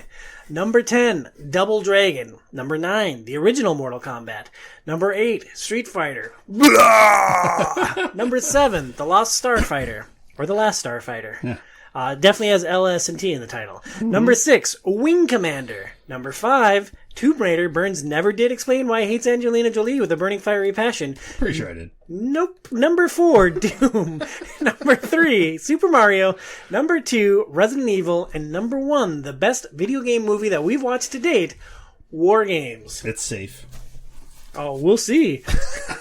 So the films that we discussed for this show are Prince of Persia, Tron Legacy, Need for Speed, and Dead Rising Watchtower. Which of those films should be at the bottom, and why is it Need for Speed, guys? It's Need for Watchtower, Speed? It's definitely dead. but it's not. I don't think it's at the bottom of our list, though. I mean, it's a better film than Mortal Kombat Annihilation. Yes. I can see what's happening here. Like, I don't think I'm going to be able to talk you guys off of Dead Rising Watchtower. I'm just going to say I enjoyed the film. Like, there are worse movies out there than Dead Rising Watchtower. So, Yeah. How far down the list do we stick this guy? Like, are we in Tron territory? Are we in, like, Doom territory? I had it Doom territory. above House of the Dead. Yeah. Between so House of the Dead and Max Payne? Yes. I was debating, that or between Max Payne and Double Dragon. So I was sort of in that range with crappy zombie movies go. House of the Dead was just slightly worse. No, House of the Dead is actually, I don't know. Maybe I'd have to watch House of the Dead. I think was worse. Oh, it was definitely worse. Yeah. Yeah. I don't think that either of these films was that bad. Like, if I had to choose, Which one are you throwing in the lava, Tom? I would, well, first let me just say that I would put it between Double Dragon and Mortal Kombat. That's where I'd put Dead Rising Watchtower at number 10 between Double Dragon and Mortal Kombat. I don't know. I actually thought Double Dragon was pretty good, though. I could maybe I like see the it world between building in Double Double Dragon and Dragon. Max Payne if I'm like giving it to you. Like, And I definitely liked it more than Max Payne. I but- think Max Payne had far better action sequences, though. It definitely did. So for that reason, I think it fits in between 10 and 11. Or no, 11 and 12. 11 and Excuse 12. me. That's where I have it on my list. I was just trying to slightly appease Tom in his higher ranking, but I appreciate you, big guy. So, we have the bottom part of our list locked in then. So, number 14 is Mortal Kombat Annihilation. Number 13, Tron. Number 12, House of the Dead. Number 11, Dead Rising Watchtower. So, the other films that we have to discuss are Need for Speed, Prince of Persia, Tron Legacy. Like, I don't think it's hyperbole to say that Need for Speed is next, right? Right. correct. Yeah. All right, so where do we stick this film? Because, like, do we keep it beneath Mortal Kombat? That's kind of what Yes. my gut says. Really? I think the original Mortal Kombat is better than Need for Speed. It's more enjoyable to watch. Better is a weird relative. That's a subjective term. That's, But okay, that's really interesting. I have all the three remaining movies very, very high. Wow. Just Well, he did hate Wing Commander with a burning fiery passion. You hated Tomb Raider. Right. I mean, I love everything, so all these films are great. So I've been using, in my mind, when looking at these movies, I've been using Mortal Kombat as like the fulcrum. the Mendoza line, if you will. Yes. And I feel Isn't like... the fulcrum where things swing off? Yeah, probably. So the Mendoza line's a better one. I feel like... Outwarded you, Barons. How does that feel? That's all right. I feel like Need for Speed is not better than Mortal Kombat, so it needs to be lower than that on the list. which means that it's also lower than Street Fighter. But Street Fighter, like we said though, Street Fighter was one of those movies that was so campy and so bad that it was good. Said, I didn't like Last Starfighter. I didn't really like Wing Commander, so that was, you guys outvoting me. I mean, Street Fighter is legitimately the only film on this list that I hate. What? Mortal Kombat Annihilation was bad. It was real rough, and it was Tron unfinished. Was boring. Annihilation was terrible. And I like Tron better than Street Fighter. Okay, but anyway. But that part of the list is go? Like, do you really care about Need for Speed to want to shove it somewhere? I mean, I have to Higher on defend the my list? girl Imogen Poots. Her honor is at stake here, Burns. No. Between Double Dragon and Mortal Kombat? That's where you had it originally? I mean, Or that's where you... I think the action's better than Double Dragon. So yeah, I would say it would fit in there. What about just above Street Fighter? Just push that No. donkey down the list a little bit. I'm okay with that. No. I don't think this movie is better than those, so I don't think it should go up. I think aspects of it definitely are. Like Michael the Keaton production, alone is better than anything in Street the Fighter. Acting, the Practical effects. practical effects. The story is the only bad thing about it. Everything else about that movie is actually fun. I don't know And about it's not acting. like Street Fighter kills it in the story department either. Well, okay, everybody's acting except Michael Keaton. I thought Michael Keaton's acting was terrible, but I thought everybody else that was in it was pretty good. I mean, I think I would give you that Aaron Paul was good. And Imogen Poots, Yeah, I would my say girl. was good. Dakota Johnson was phenomenal. She's so bad I forgot she was in that movie. How did we get around not discussing how bad she is? Yeah, why do you hate Dakota Johnson? She's just terrible. Every single thing that she does, ever since 50 Shades, she didn't belong in that movie to begin with. But, she's never made a good movie. Not one. Who should have been in 50 Shades? Since I you're a don't huge know fan of the books. Anybody. Imogen Poots. My girl. There would have been way better. Just whipping Poots. Oh, I wish I could remember the name of that Netflix film that I liked her in. But I think there was one good film that she was in with Judd Apatow's wife. I said the name in our text can't chain. remember it. Yeah. Huh? Oh, I don't know. There's been so much fantasy football talk since then that I have no idea how to Yeah, it's define all, it. I'm still alive in the guillotine. How much does it suck to be you guys? We haven't heard of Lamar Jackson sucks in 10 weeks, dude. This is bizarre. I think Need for Speed should go above Street Fighter. I think it needs to go below Mortal Kombat. Wow. Now, we haven't done this in these ranking episodes before. When something's been in there, it's been locked. Yeah, I think that we have to honor our history and stand by our past list. So I was going to say, it would be an opportunity to rectify both issues. Move Mortal Street Kombat Fighter all the way above down? Street Fighter, and then put Need for Speed above Street Fighter. Casey, how strongly do you feel here? Because, technically we have the majority and you have the dictator on your side. Yeah, like I said, I have Need for Speed really high. So, How high is really high? Did you have it as, the number 2 film? I have it 5th overall on my list. So, above Tomb Raider? I have it above Super Mario. Oh, geez. Ah. So you've got all of these that high. Yeah.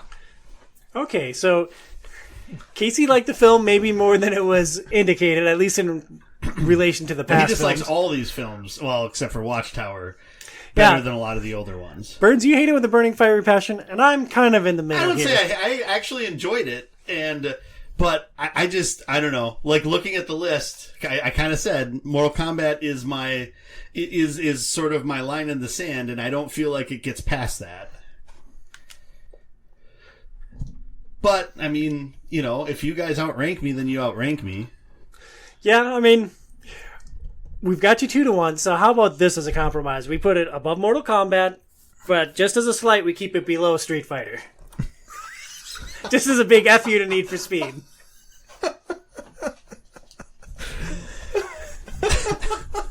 Because otherwise you just put it above Street Fighter is what you're talking about? I mean, my hope is that it would live above Street Fighter, yes. I don't know. Whatever you want to do. Let's go with it. All right, 2-1. We're going to put Need for Speed above Mortal Kombat. Not above Street Fighter? No, we'll keep it. All right. So nobody winds up happy, so everybody wins. So that means that Max Payne is the 10th best video game movie of all time. Double Dragon is number 9. Mortal Kombat is 8th. Need for Speed is 7th. No, I think you're way off on your numbering. Oh, am I? Because they would be higher, not lower. Well, I started at Mortal Kombat Annihilation, so we're working our way up to number 1. Mortal Kombat should be 18. Mortal Kombat Annihilation would be 18. Oh, yeah, because I started Because at... things are going in front of them. Yep, thank you. Okay, well, this is going to be some riveting radio as I scribble out my old numbers. Yeah, we'll take care of it in post. Yeah, I'm remarkably well known for the work that I do in post-production and in 2025 planning, I tell you what. I mean, you've won awards, but you've always edited the talk of those awards out of the podcast, so... Yeah, I'm a very humble soul. Okay, so that means that Dead Rising Watchtower is the 15th best video game movie of all time. Max Payne is 14th. Double Dragon is 13th. Mortal Kombat is 12th. Need for Speed is number 11. So we have 2 films that we are left to debate here. Prince of Persia and Tron Legacy. Burns, which of those films is lower for you? And Prince of Persia would be lower for me. I'm with you, Casey. Same. All right. Well, we know that Casey has this as a top 2 film, or a top 3 film. Burnsy, where do you come in with Prince of Persia? So, to be honest, I kind of had all of these movies in, like, the same ballpark. So you wanted to be about number 15-ish. No, I would have had them all, like, around the Mortal Kombat range. Oh, you really hated this. I didn't hate ready them. for this It's episode. just, like I said before, these just felt like the mediocre movies of mediocre movies. I mean, they're newer, so they look better. I mean, you can't get around that. They're going to look better than the older movies. Yeah, but here's the issue. So if we could turn that off, is there anything that's that much more redeemable or interesting about the story? Prince of Persia's story, I mean, it was neat. I think I enjoyed The Last Starfighter's story better. I enjoyed Wing Commander's story better.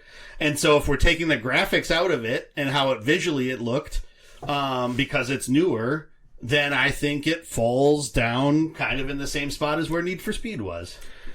Well, I'm going to say then that we have Doom and Resident Evil way higher than we should, because I think both of these movies are better than either of those 2 movies. Those 2 had, visually were better movies, but I think both of the 2, Prince of Persia and Tron, are better than those movies.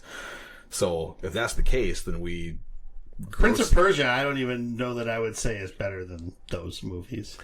There's nothing that stands out about Prince of Persia. It is as middling as a high budget movie I think has ever been in my mind. And where I think it belongs is just beneath Tomb Raider, between Tomb Raider and Wing Commander. I have a major affinity for Tomb Raider, which we discussed in length last year, so I don't want to really go any higher than that. But I'm a little bit higher than Burns. So, once again, we're all in completely different positions here. Are we just going to take our shirts off and wrestle, or what? Well, because I think that's where we fall down, because I probably would have put Wing Commander above Tomb Raider. I feel like that was part of our argument. I'm sure I it was was the lowest on Tomb Raider Yeah, out of all of you us. hated it. Casey and I were both really I high like on Tomb it. Raider. Yeah. I like Tomb Raider, but I don't know how Doom ended up where it did. I mean, And Super Mario, because we were all surprised that it was actually better than we thought it was going to be. yeah. Personally, I think, if I'm calling out any movie, it's probably Doom. Resident Evil is a good movie, and I've seen it. It's one of those that I just for some reason watch over and over again, because if it was crappy, I wouldn't do that. So obviously, it's decent enough for me to rewatch it. I'm having a really hard time with Doom there, but Prince of Persia and Tomb Raider are pretty similar as far as the style of movie, the quality of production, the acting, and everything that goes along with it, I think. So I think, if you're going to say, between Wing Commander and Tomb Raider, I'm okay with that if that's where it ends up. I just think that I think it's below Tomb Raider for sure.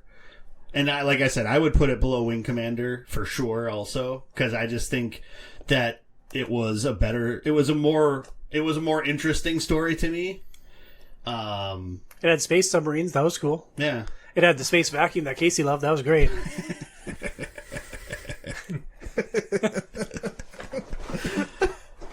Well, I think we can all agree that it's going beneath Tomb Raider at its highest point. So Yes. I think that it belongs above Street Fighter. So that would be, do we put it above or below Wing Commander then? I mean, I say below. Ugh. And as It's long gotta as go above Last Starfighter. That's fine. I'll concede on that. Oh, you know, I didn't write that down. Where was Last Starfighter? Right above Between Street Fighter and Wing Commander. Man, All right. Wing Commander was not a good movie. Prince of Persia was not a good movie either, though. But it had a cool time mechanic. And, like, I think the time mechanic makes it a little bit more unique than the other films. Like, it had one video game mechanic that it kind of held true-ish to. What did? Prince of Persia? Yeah. Kind of. But it's not even that big of a... It's not that even that major of a part of the movie. It keeps the main character alive. He gets bitten by a snake, dude. Yeah. It's He game uses over, it man. 4 times throughout the entire movie. Yeah, he's got a lot more restraint than I would. I'd be like, oh crap, I mispronounced cat. Whoop. Cat. I'd rather watch Freddie Prinze in a movie than Jake Gyllenhaal. Wow. Oh. Blasphemy. I mean... Probably not, but...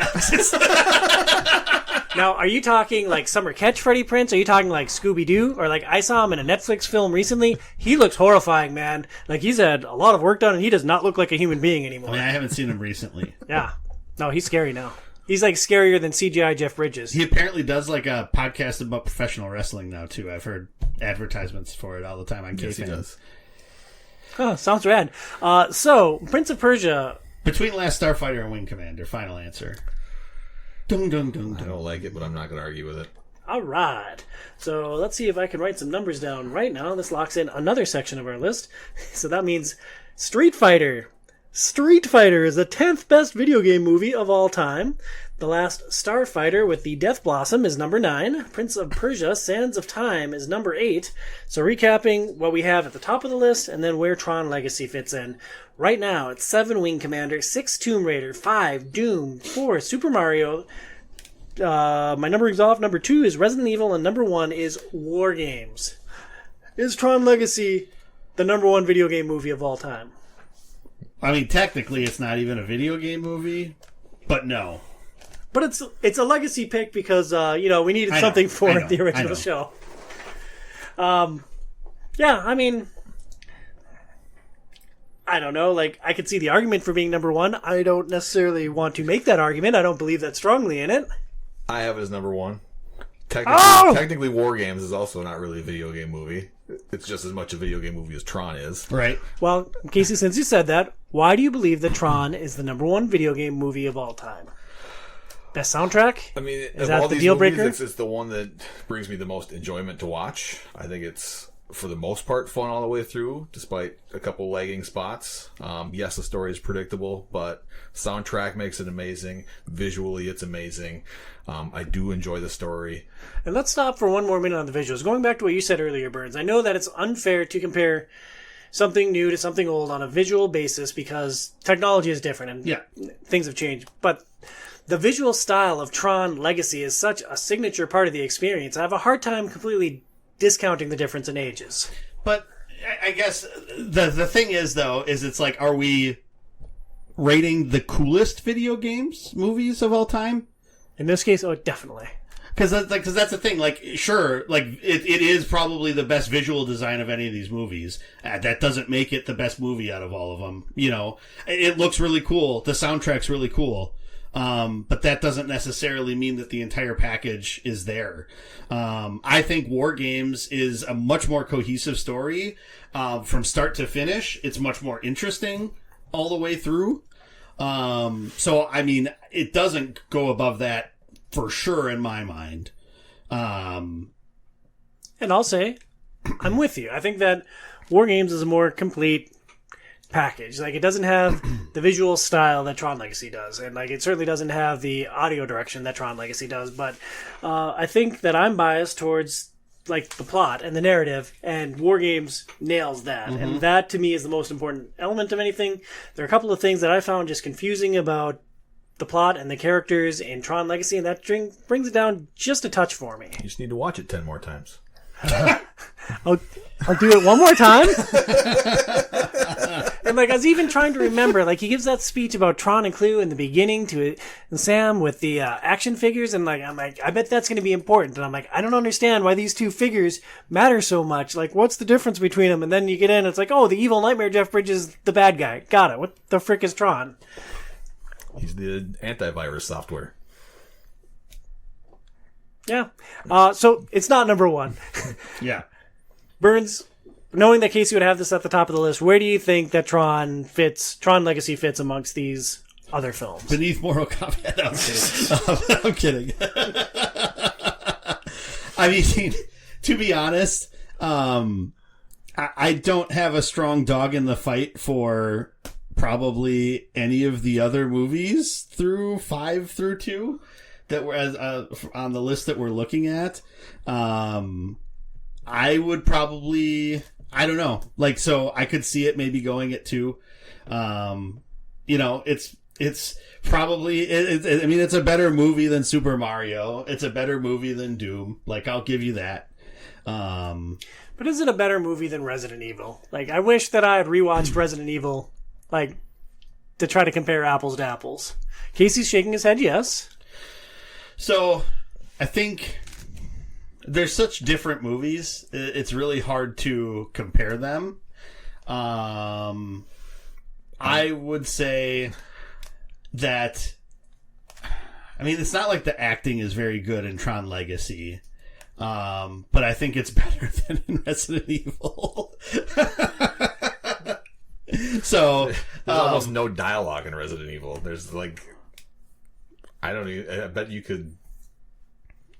I don't even know how. Like I've seen that movie again. I guarantee between the three of us, I've seen both these movies more than either of you. I mean, I've seen Resident Evil quite a few times because it was on like HBO, back in the day when I was still at my parents' house. So it's like I've seen Resident Evil multiple times. I've seen it twice. Like there's I'm just trying to think because like there is very little dialogue.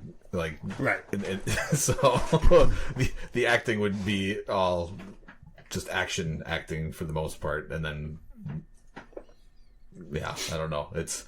I think you guys know where I stand. I think Tron, like I said, I added Tron number 1 overall, and I'm completely fine putting it underneath War Games because I understand you guys had it lower, and what you said, I can get behind. And just to spite Casey, I want to put it beneath Resident Evil. So Burns, you're kind of the tiebreaker here. I think it belongs, even though personally, I guess I don't know where I would put it compared to Resident Evil. So I would say that it deserves to be number 2. I don't have a strong feeling about Resident Evil being better than it. And if I remember my thoughts from last year correctly, I would have had Tomb Raider at number 2, and I would put Tron Legacy beneath Tomb Raider, because I freaking love Tomb Raider. But the list is what it is. I'd rather watch the new Tomb Raider than that Tomb Raider. Ugh. See, Tomb Raider with Angelina Jolie is what the fanboys want Tomb Raider to be. And then Tomb Raider with... that name's on the tip of my tongue. Alicia Vikander. Yes, Alicia Vikander is like what the devs want Tomb Raider to be.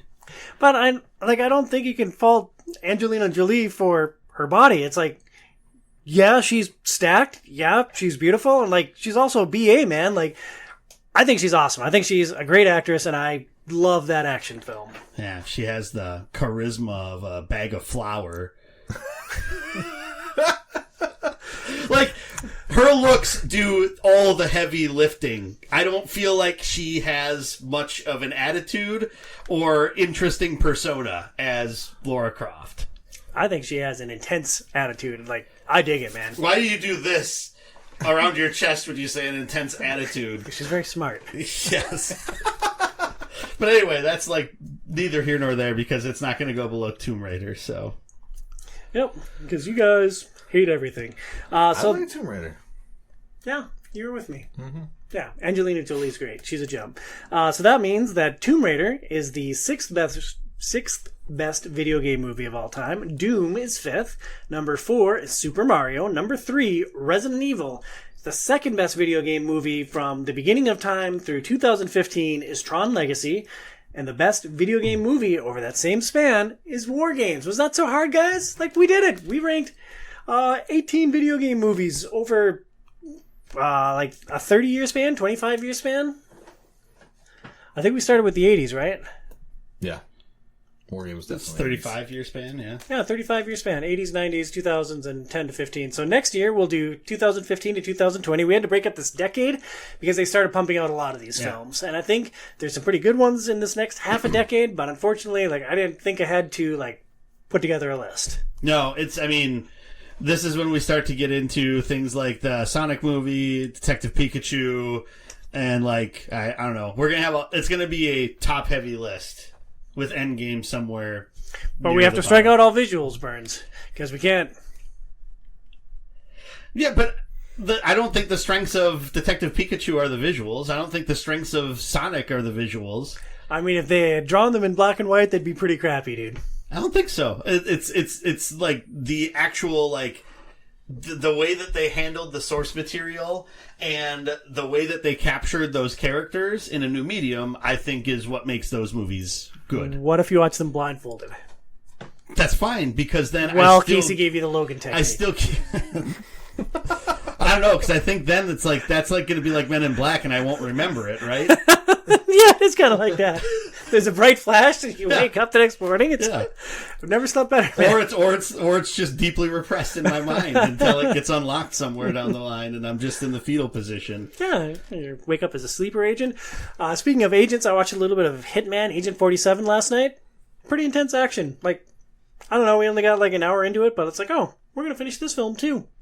Neat. It's also from the 10 to 15 window and wasn't on the show. Anything else you guys want to talk about with video game movies? I don't know why you're watching all these movies for when we come back through all the decades and we're going to have some stuff to throw into the show. Like, you know, when we're recording this podcast again in 5 years, Tom. Well, it's all part of my master plan. Like, Casey always begs me for not watching movies. So, like, I'm watching lots of crappy things now so that when I make him watch them, I'm like, oh, yeah, you know, I've watched that. Yeah. Pop culture. Good plan, Tom. Good plan. I'm super duper smart. Are we doing Blade Runner at some point? Yes. The whiteboard's out in the hallway. Yes, we're doing it next year. Okay. So I'll have officially watched everything I've ever told Casey about. All you had to watch was Firefly. You got off easy, dude. Firefly was pretty good. Yeah, I have tremendous taste in media. Now I just need you to play Final Fantasy 14 and then we'll get all of our wishes. Yeah, it'll be great. You'll have a wonderful time. Not gonna happen. So next month, Joey, Adam, and I are going to give you a beginner's guide to board gaming. We're going to talk about different games and how to take your first steps into the hobby box. Don't step into me. Tread all over it. Oh my gosh. Thank you so much for listening to Outside is Overrated. Please review us on your favorite podcast platform and consider supporting our show on Patreon at patreon.com/OiO. For the Hobby Box, Joey Burns at HobbyBoxBurns. For Casey Aline, I'm sorry, dude, I can't remember your handle. It's at Dr._Casey on X, and then on Blue Sky it is open up. And look into the microphone when you say it. At Dr. Casey H. So just all one word, no spaces, no hyphens. At Doctor or DR? DR, sorry. At DRCASEYH .bsky.social. I mean, I would have died if you had gone with Dr. Brown Thumbs. I'm Tom Sedlacek at Tom Sedlacek OiO. We'll talk to you next month. Stay inside, kids.